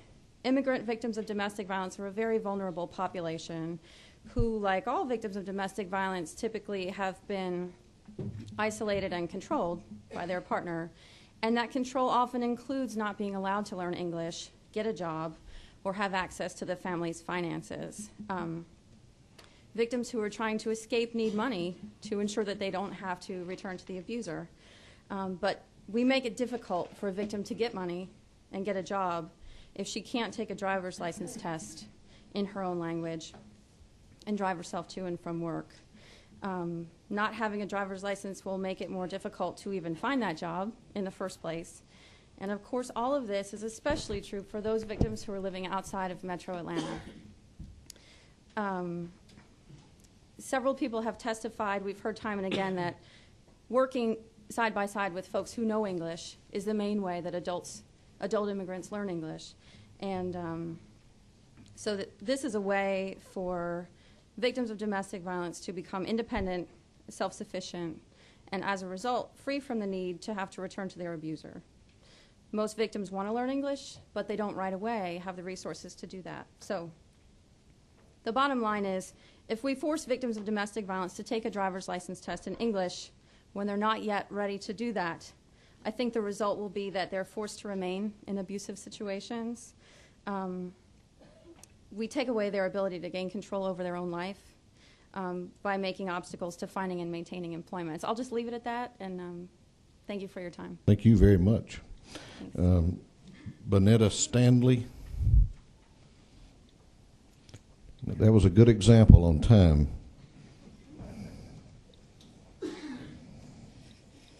Thank you, Mr. Chairman. My name is Benita Stanley. I'm with the American Civil Liberties Union of Georgia, and we are, in fact, in opposition to H.R. 413. We recognize that the United States, like every other country, has the right to control who enters the country and who enforce the integrity of its borders, and also to set immigration policy. However, that is a federal issue. We also believe that that federal policy needs to be consistent with American values of fairness and the tradition of welcoming immigrants to this great country. There are constitutional guarantees of due process and equal protection, and they apply to all persons in this country, not just United States citizens. The Constitution was, in fact, designed to protect the most vulnerable members of our society, which include immigrants, fall into that category. When we take away the due process and equal protection rights of one vulnerable group, we eventually chip away at the Constitution and its fundamental protections for all. English-only laws, we feel, really abridge the rights of individuals who are not proficient in English. They perpetuate false stereotypes of immigrants and non-English speakers. We truly feel that such laws are contrary to the spirit of tolerance and diversity embodied in the United States Constitution. English-only laws are inconsistent with the Equal Protection Clause of the U.S. Constitution. And in closing, Mr. Chairman, I'm keeping it brief. We oppose the English-only resolution before us today because we feel that they erode the rights of language minorities persons, and we urge the full committee to oppose this ordinance as well. Thank you very much. Mary Lou McCluskey.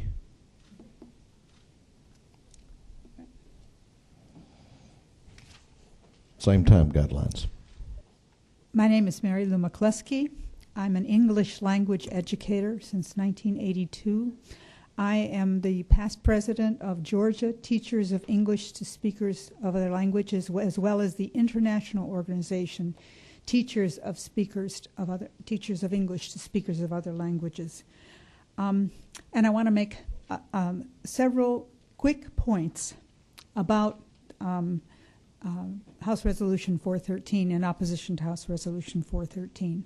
Although I represent English language educators, we feel that English is not in danger and doesn't need additional protection from this law. We know from our research that immigrants do want to learn English. We also know that they do learn English, although for high-level learning of English it sometimes takes a second generation.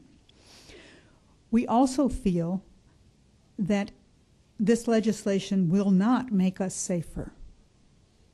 It will instead lead to people who are not safe drivers being on the road.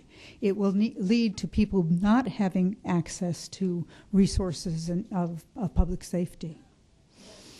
We also, I also believe that English only will give a negative message to our visitors, our businesses, and our immigrants. English only, as implemented by this law, will discourage multilingualism, which is something we really need. We are now having to import teachers from Mexico, Latin America, and Spain to fill the needs that we have for language teachers in Spanish classes and bilingual classes. English only isn't even our tradition. John Adams in 1780 argued that we don't need an official language in our program. And in fact, they were quite comfortable in printing copies of the Continental Congress, the documents from the Continental Congress in French and German, because they wanted everyone to understand what was happening.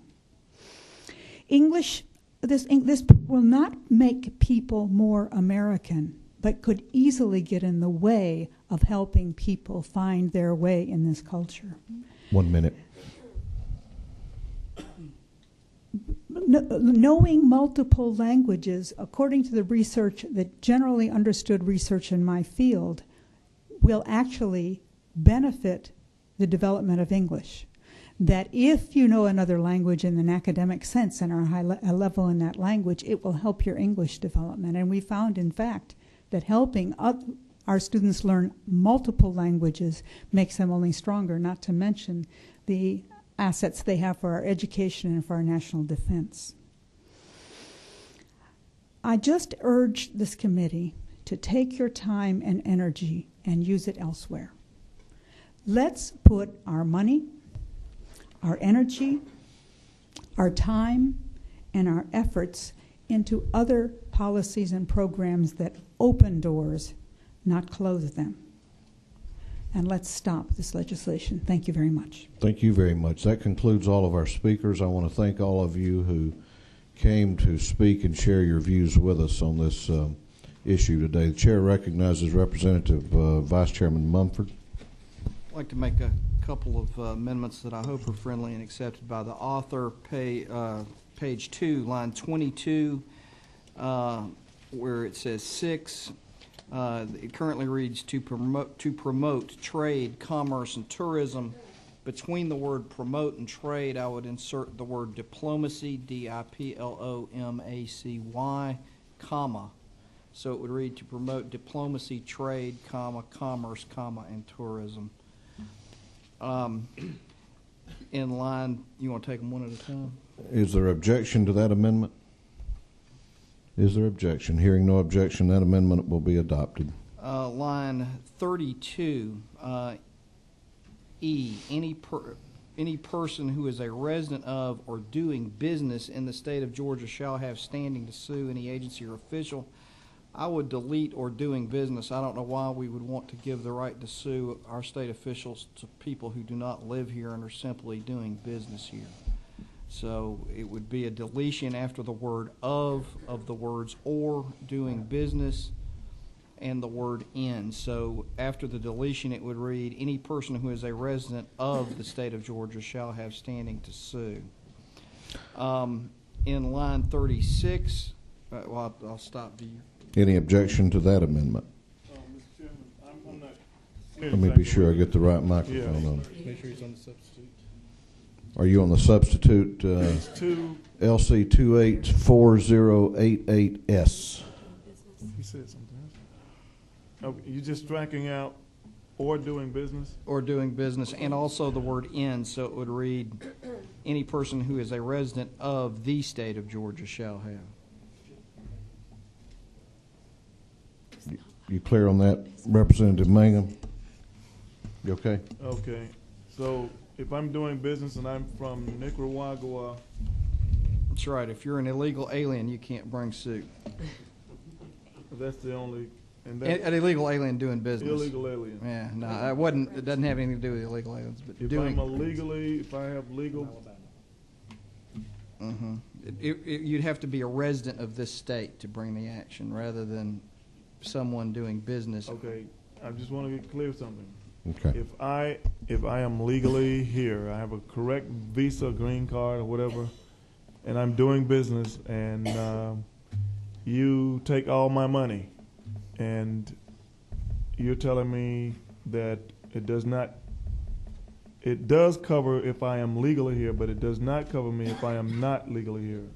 No, what I'm actually saying is what it says now, if you accept the amendment, it would say any person who is a resident. I'm not going into what the definition of a resident is, but what it would say without my deletion is any person who is a resident of, and then it inserts the words or doing business. And I don't see any reason to protect, to give a cause of action to people who are doing business in the state of Georgia. Mr. Chairman, let me just be clear. If I'm from Russia, and I have $1 million contract, and I have legally come back here, and I have $1 million I'm trying to invest in Georgia, and some scoundrel, a crook, tries to take my money, are you telling me I don't have standing to protect my money? No, that's Mr. what I'm Mangum, asking. what this particular paragraph is doing has absolutely nothing to do with the scenario that you just named. It is setting up a new cause of action for people who want to seek injunctive relief for people who are violating this section regarding language. It has nothing to do with other types of lawsuits. If I'm doing business, you're not restricting me from bringing a cause of action. I would restrict you from, if you accept my language, it would restrict someone who is just doing business in this state from suing a agency or official of this state based on that they have violated this paragraph. Okay. Thank you, sir. Okay. Thank you. I think Representative Jacobs. There ain't no Jacobs. That's my first time today. He's back. He's back. That I must have too. And we are so alike in our politics, so that works. Representative Abrams. I would like to propose an amendment to insert after line 5. And this was actually raised for me by Ms. Barton on page 2, line 21. So to insert between lines 21 and 22 a new item 6 to read to ensure equality before the law. As Ms. Barton referenced, other states that have this legislation include that as some of those states include this as an exception. And the reason I would insert it there is that while the preceding paragraph 5 protects the rights of victims of crime and criminal defendants, it does not take into account the myriad civil laws that we have on the books and would provide for the ability for political subdivisions to be reactive to the needs of their courts when there are civil issues. For example, sexual harassment in a plant. So this would simply read line 6 to ensure equality before the law. Okay. Can you hold that thought one second, Representative Abrams? Let's see. Representative Setzler, did you have something on the second Mumford Amendment? I did, Mr. Chairman. And again, I don't want to. I'm not going to try to construct a perfect hypothetical, but I mean, if I were a business owner that lived in Phoenix City, Alabama, and I had millions of dollars of businesses, be it real estate, be it commercial businesses in Columbus, it would seem that my commercial interests would have sufficient significance that I ought to have standing to bring injunctive relief. I mean, just because I live across the river in Phoenix City or Chattanooga versus Walker County, it would seem for those border residents that do substantial business in the state of Georgia that I would have standing. So in my mind, it seems kind of counterintuitive to embrace what you've suggested, Mr. Vice Chairman. Is that an objection? Well, it is, and I wanted to just get some clarification. I might not object if the learned attorney schools me otherwise. Representative Mumford, did you wish to be heard? I'm not sure I can school you, but I would tell you this: this piece of legislation is setting up an absolutely new cause of action that does not exist. That cause of action is restricted to enforcing this particular provision. I just don't see any reason that we should extend this new cause of action to persons who are not residents of the state of Georgia. Certainly anything that happens, and I think you understand what I told Representative Mangum, if you've got a lawsuit against somebody in the state, this doesn't affect that. This is regarding this particular cause of action. It provides, as you may note at the top of page 3, line 1 and 2, it provides that you're entitled to get the cost of bringing the suit and reasonable attorney's fees. And what I'm concerned about is that you might have foreign businesses or agencies or interest groups that are not even in the state of Georgia that may get into the business of bringing these types of lawsuits, and I don't think that's what we're interested in creating or protecting.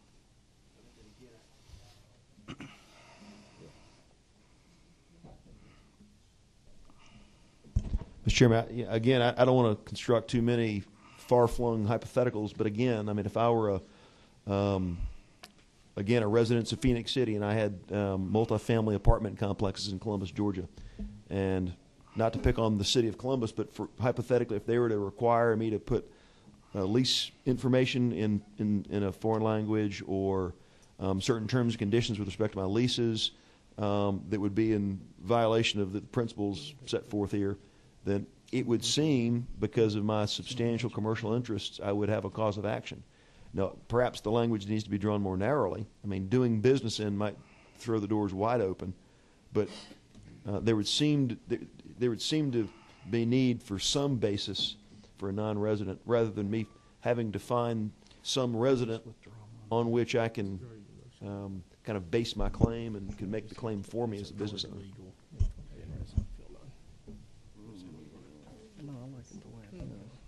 Any other comments on that? Based on my colleague's objections, I'm going to withdraw my amendment in that section. Okay. The next amendment that I would propose is to put in line 36, is to put a period after the word suit. Line 36, the state has not filed such a suit. Make a period there and strike the words, and the suit may be brought on behalf of all citizens of the state. Just strike that. I'm not quite sure what that is supposed to be, because this seems to be creating a private cause of action. I don't think the intent is to create a class action, and I do think that if this clause is left in the legislation, that we're going to have vast arguments over who and who is not included in the suit, in a suit brought under this legislation. Is there objection to that amendment? Is there objection? Hearing none, that amendment will be adopted. Now, I'm going to recognize Representative Abrams. Thank you. For her amendment. Again, it would be line 21, line 22. It would insert a new line 6 that would read, to ensure equality before the law, semicolon. It would simply serve to provide the opportunity for the courts, as they deem responsible and necessary, to recognize that we have civil laws as well as criminal laws. The reason for this amendment is that there are other states that have done the same. Other states that have this legislation have included that language.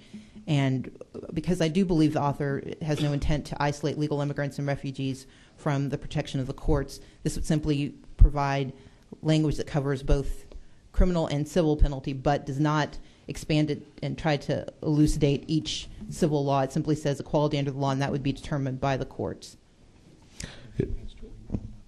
And with your amendment, I'm assuming would also carry a renumbering of. Yes, it would. It would renumber 7 the successive and 8. paragraphs.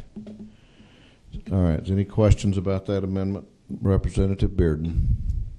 Thank you, Mr. Chairman. This constitutional amendment pretty much came straight from the state of Arizona and the way it was done, and we feel very comfortable with the way it's done, except for the few friendly amendments that we accept, and would ask that this amendment not be taken.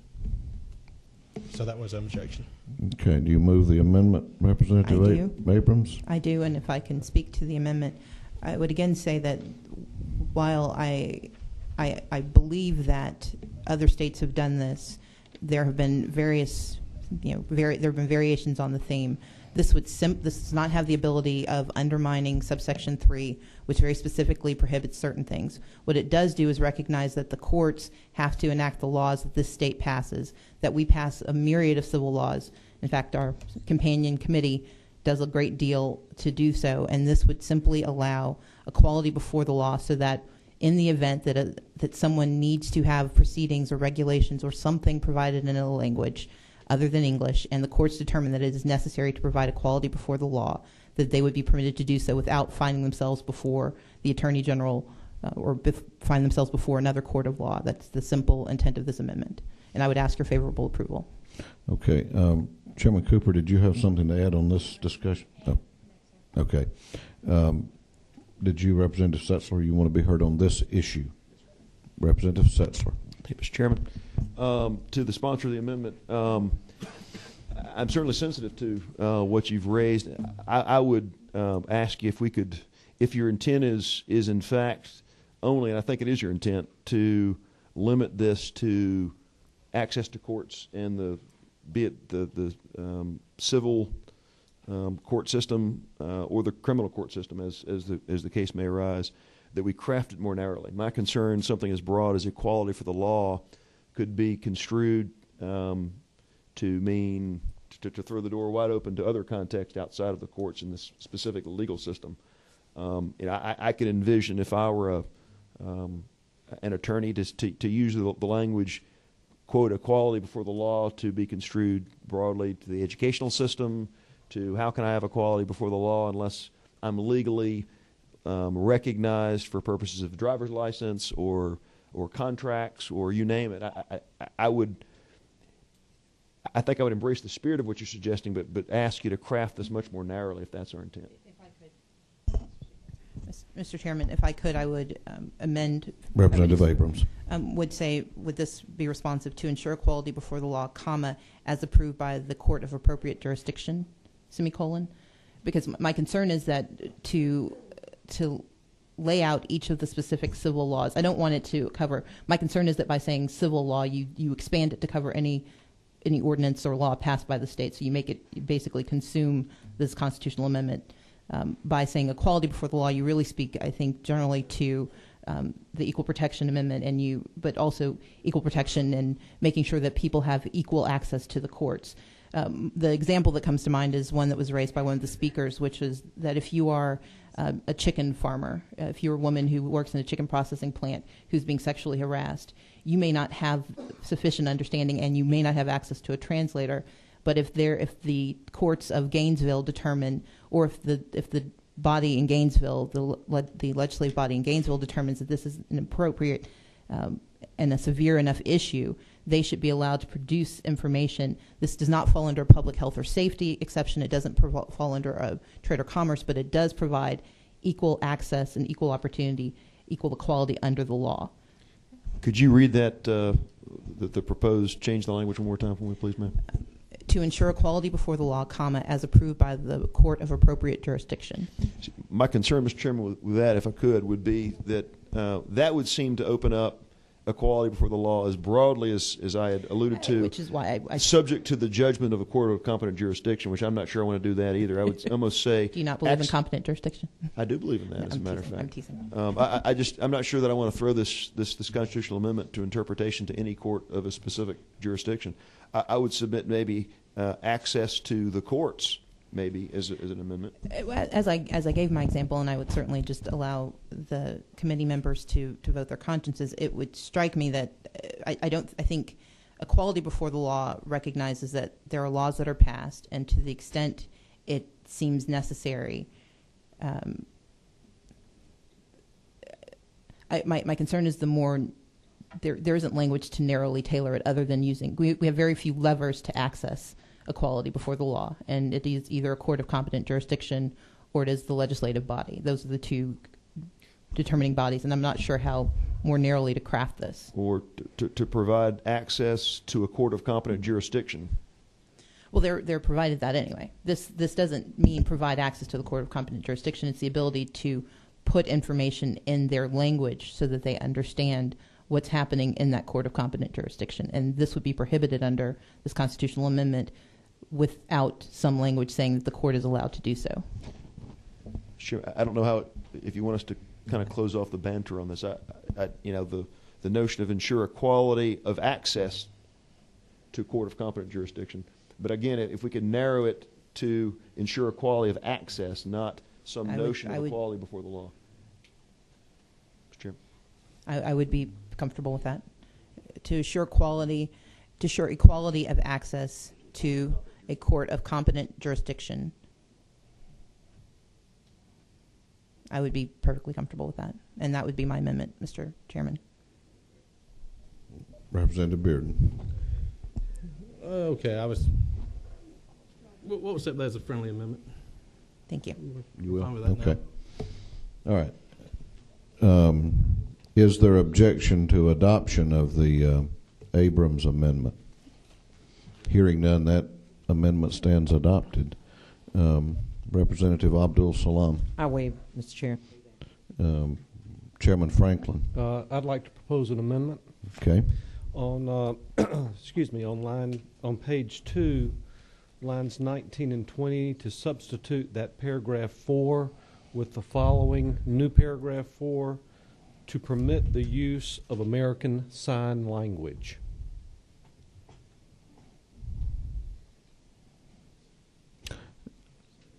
Your amendment would delete 4 as it is and replace it just with that. Yes, sir. Or is it adding a new one? It's deleting the existing lines 19 and 20 with that new language, with the new paragraph 4 to read 4, to permit the use of American Sign Language, semicolon. So you want to take out Native American Languages Act and Individuals with Disabilities Education Act?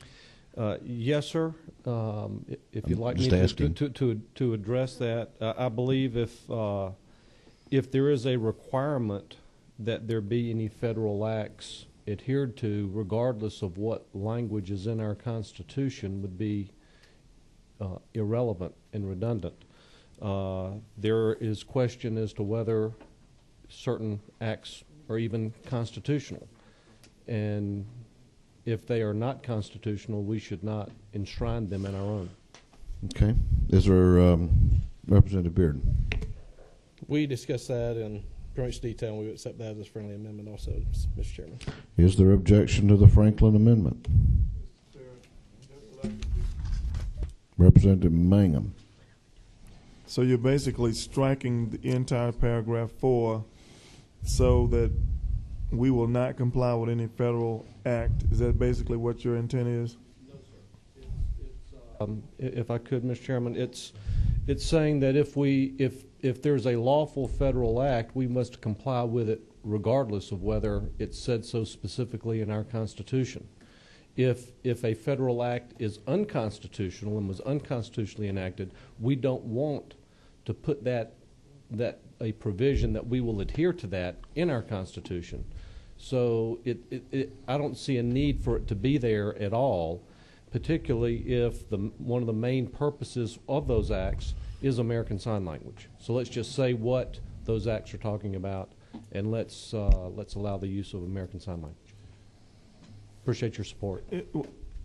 Okay, Mr. Chair and my distinguished colleague, you basically was, to be clear, you're striking paragraph 4 as it is, lines 19 and 20, and simply saying to permit American Sign Language. Is that what you're saying? To permit the use of American Sign Language, semicolon. Yes, sir. So you do not want to comply with any other federal law? I'm saying that's not the issue here. if there's a legal federal law, we must comply with it regardless of whether that's enumerated in our Constitution. Well, I believe that I've heard of interposition and nullification. Have you heard those? Have you heard of that before? Where we and sometimes that may be justified. For example, I'm against the Real ID Act, and I don't want Georgia to comply with it. But if the federal government we don't want to refight the Civil War again. In other words, if there's a federal law, you're basically saying you do not want our Constitution to say we're going to comply with the federal Constitution or federal laws. No, sir, I'm not saying that. Well, if you strike this paragraph, you're saying you do not want to comply. As it currently reads, it only has two specific acts, and then it has a omnibus clause that says, or any other federal law. And you're basically saying you do not want to have that included as an exception so that someone can come in and say, well, the federal law says that I have the right to do this if they are of a different language, and you just do not want them to have standing to have an exception.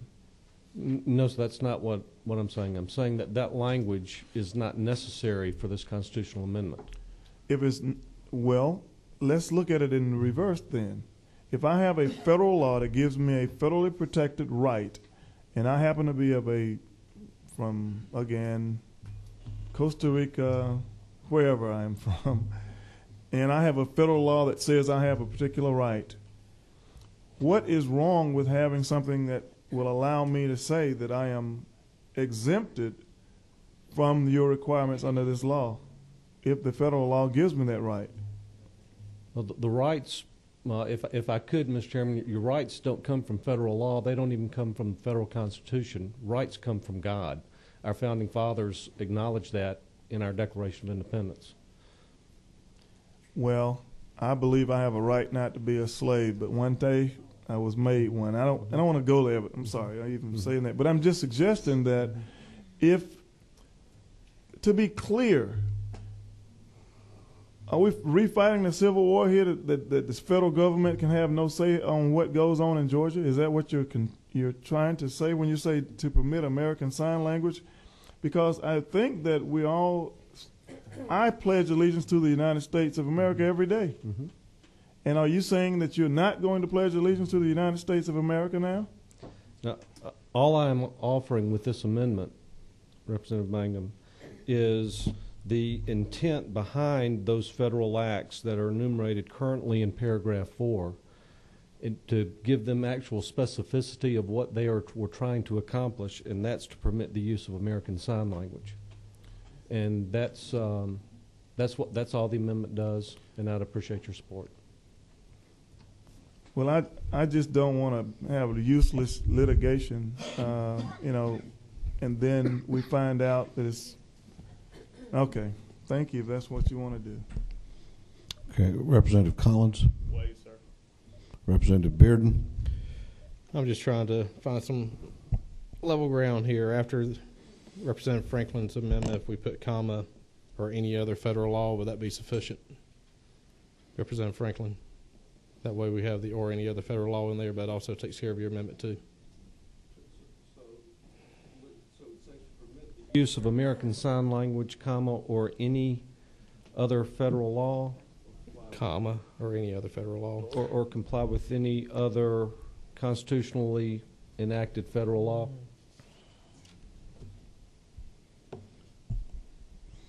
Well, until a court says it's unconstitutional, then I think it is constitutional. Is it not? I'm not sure. Is American Sign Language a federal law? I don't know the answer. I think it's under Americans with Disabilities. So would fire alarm and cell phone.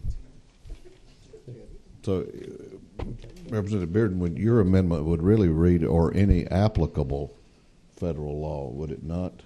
I believe you're correct. Let me rephrase that. You're correct. I never questioned the chair. Yeah. Okay, so what is the status of the amendment? Representative Bearden?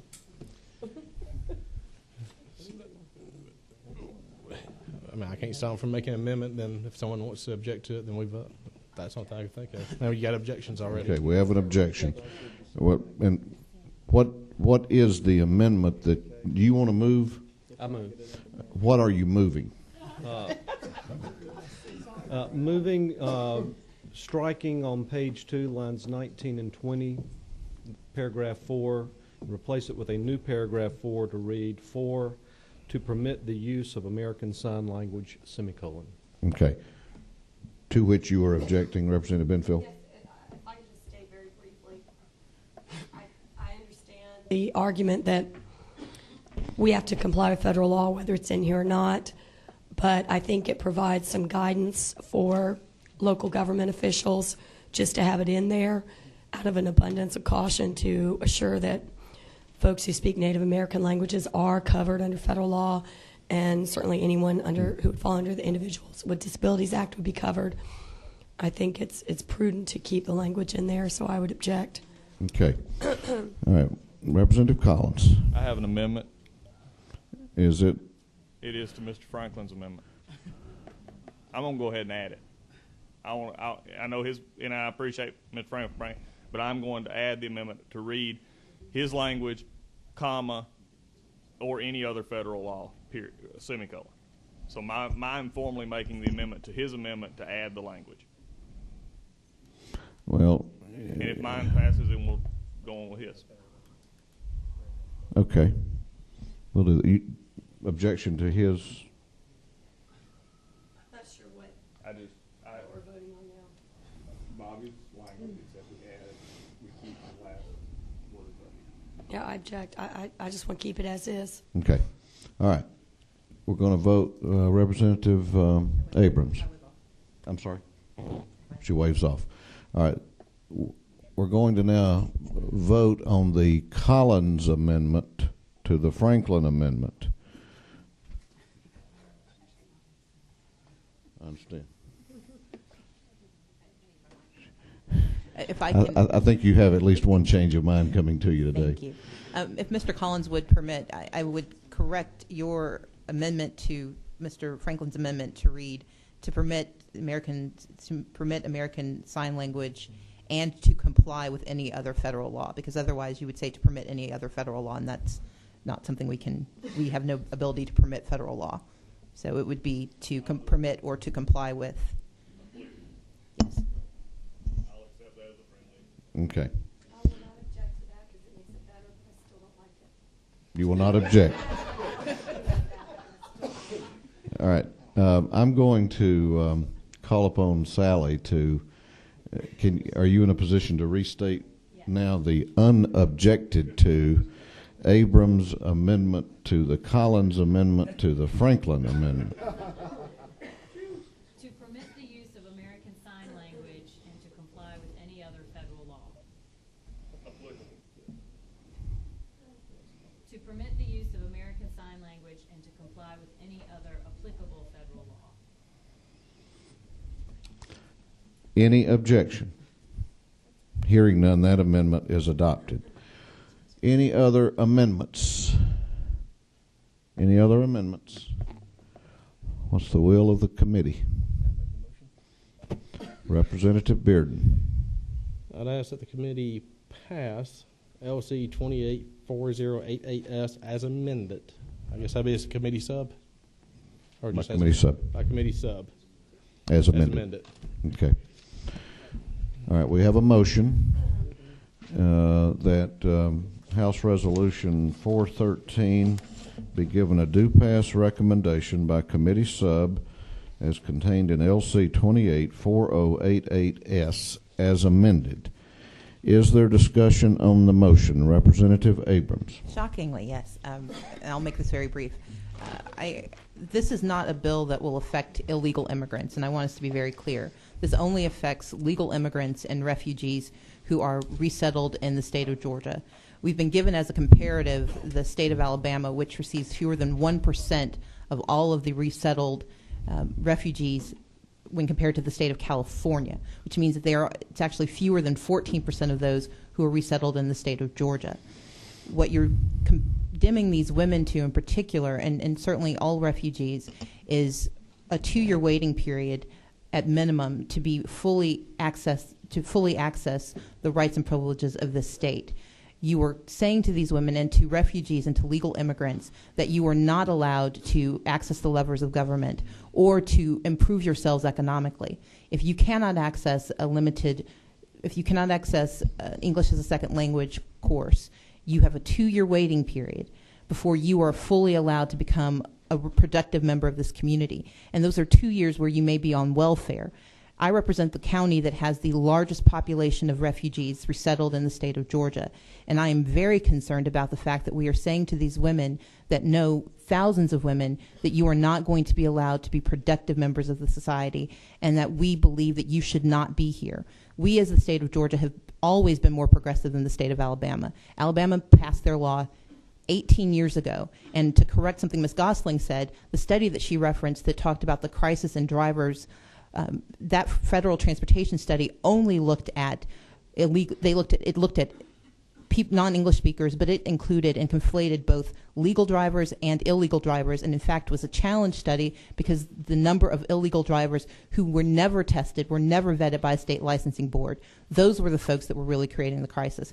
I have no objection to the existing state law that says that we believe in English as our primary language or even English as our language. What I do object to is Georgia holding itself out as a state that wants to invite others to come, that invites persons who are fleeing oppression, economic, political, and religious oppression, only to tell them that upon hitting our shores, upon coming to DeKalb County, they will continue to face oppression that we have enshrined in our Constitution. As a jurist, I fundamentally oppose the notion of using our Constitution to deny access of rights. I believe that the state of Georgia has long held itself out as a model for the rest of the nation. We are a conservative state because we take our time and we only pass those laws that are necessary. And I find this to be reprehensible, and it's also economically infeasible, and I would very strongly urge its defeat by this body. Thank you, Representative Abrams. Representative Setzler. Hey, Mr. Chairman, I would just like to share with the committee, and I certainly am sensitive to and appreciate my colleague from DeKalb County's concerns. Just want to say, as a former expat who lived overseas in a foreign country for 3 years, you kind of experienced being an outsider firsthand. I had a young wife who studied through an American university and actually got a master's degree while we were in a foreign country.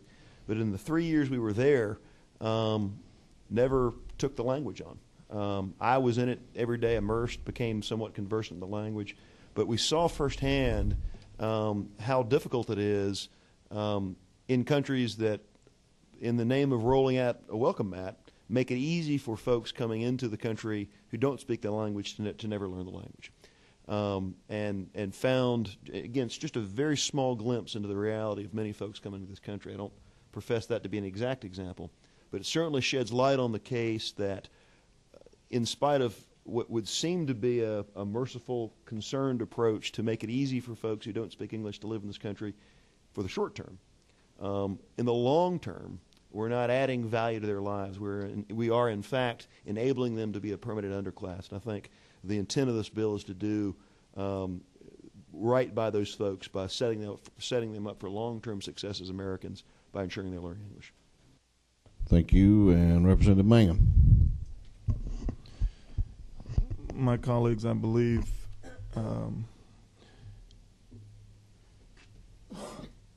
for the reasons basically stated by Representative Abrams, I would ask that you vote no against this bill for the primary reason that it creates an atmosphere of division in America that is unfounded. And I believe it is making a scapegoat of a segment of our society, primarily those to the south of the United States of America, with the guise of thinking that jobs are being taken away and we have to now put in place these protections to keep our jobs here. And I believe that it is unfounded, and I spoke in the well last week as I went to try to buy those shoes, and we made a joke of it about I couldn't find any American shoes, and then I just happened to look into my jacket and saw that it was not made in America. And out of all the representatives and on the House side, there were 7 that had a coat that was not made somewhere else in China and Brazil and India and all these other places. And I just happened to just do a little further looking into that. And when we look at the budget deficit of $650 billion, there is a study that says imports displaced by goods from China, not dealing with all these other people, just China alone, it represents 14,300 jobs per billion. 14,300 per billion, and I think that's the real issue here. And we're outsourcing our jobs, and now we are creating an atmosphere where we don't trust our neighbors, and we are changing what is at the base of the Statue of Liberty, and that is we welcome anyone to come here and give us your tired, your huddled masses. That whole concept that America stands for, that is why people are trying to come here, because we do stand for freedom and liberty. And I think that this is in the vein of going away from an America that has quote-unquote freedom, and we are putting into our Constitution a restriction on rights rather than giving people freedom. And I would like to say that I want to work with my colleagues on the other side of the aisle to do something about this 14,300 jobs that are leaving our nation. And I think that even the book, someone came up to me, it's just amazing that what came out of that little joke, but someone came up with the book that we have of all the Capitol renovations, the book that, and they happened to buy the book for $42, but it was given to most of the representatives. But inside that book, where was that book printed? It was printed in China. And that's the major problem we're dealing with, guys. It is not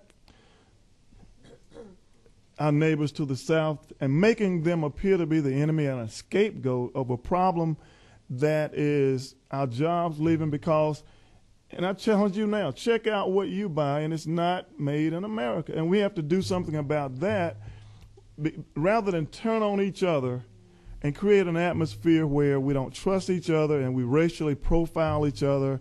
And that is the issue. And for that reason, because English is our official, and I am traveled, I've been to Asia, I've been to Africa, I've been to Europe, and America is the only place where you have the ugly American. We can only speak one language.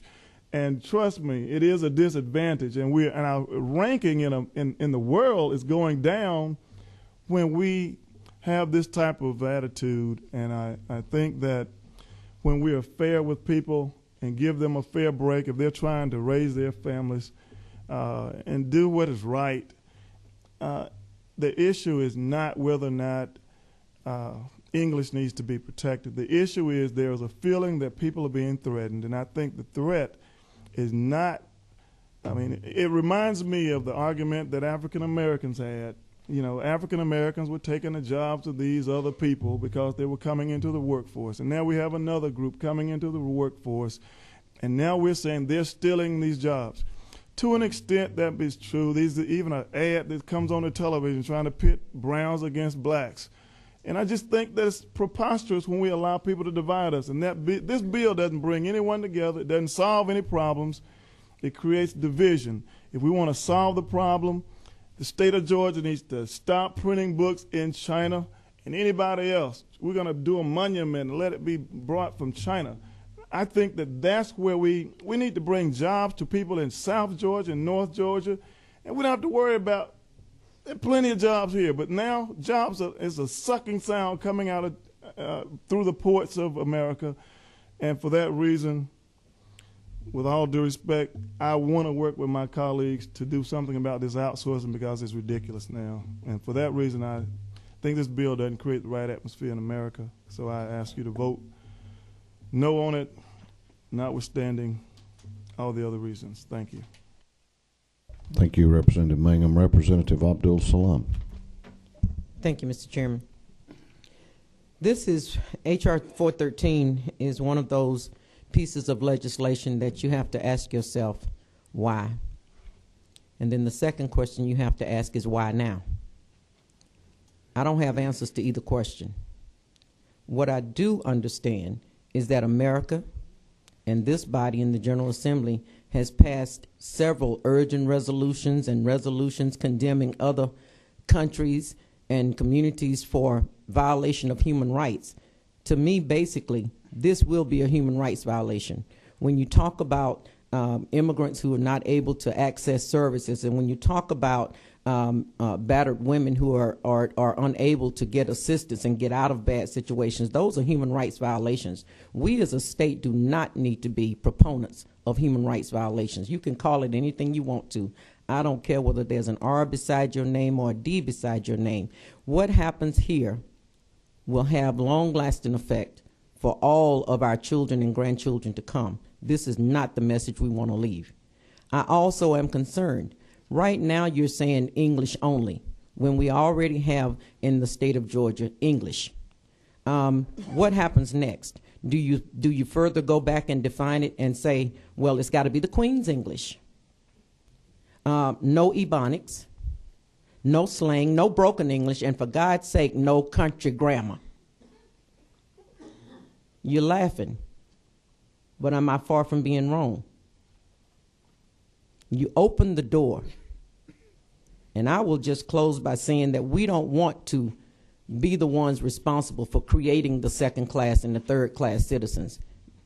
You talk about that, but the reality is that for people to come here for decades after decades after decades, there's a reason for that, and it's not because we're creating second class citizens. It's because they have an opportunity for hope. And we don't want to close those doors. I will not be a part of closing those doors. Human rights, people, just human rights. You cannot tell me that Georgia gives more about a doggone dog than they do about live living people. And let me just close by saying, Mr. Chairman, injustice anywhere is a threat to justice everywhere. That was true then, it's true now, it'll be true 100 years from now. Vote no on this resolution. Thank you, Representative Abdul Salam. Representative Everson. Thank you, Mr. Chairman. I've sat here very patiently and listened to the debate, and most of my colleagues know on this committee I'm a man of few words. I don't view this as a slap on immigration, or immigrants coming to this nation. I view this as a mere step to welcome those immigrants to this nation and to help them assimilate into this society. My colleague mentioned the jobs that are leaving this country. I am too concerned about that, but my mind goes back to the North American Free Trade Act, NAFTA, when Ross Perot was running for government. And he told us then, during that presidential campaign, 20 years from now, you will hear this vast sucking sound. So don't blame it on the immigrants coming here, taking jobs, because frankly, I think there are enough jobs for everybody if we were to put our minds and our hearts to it. I think this resolution is very much warranted, and it's needed, and I urge my colleagues to vote in favor of it. Thank you, Representative Everson. Any further discussion on the motion? Any further discussion? Last call. Okay. Representative Byrd couldn't resist. Thank you, Mr. Chairman, and thank you for committee members. I, too, agree with my friend, Representative Everson. My family, my grandparents, moved in the late 1800s from China to the United States of America, and it was their duty to learn English and to assimilate themselves into the United States of America. And that's where they came. They believed in the American dream. Therefore, they did learn English a very long time ago, and they instilled in their family that they should do exactly the same. This is not to be racist. It is not to take away anyone's rights, but we do live in America, and that's why they came here. Thank you. Thank you, Representative Byrd. All right, any further discussion on the motion? Hearing none, all in favor of the motion, which is to give a do pass recommendation to House Resolution 413 by committee sub as amended, please indicate by raising your right hand.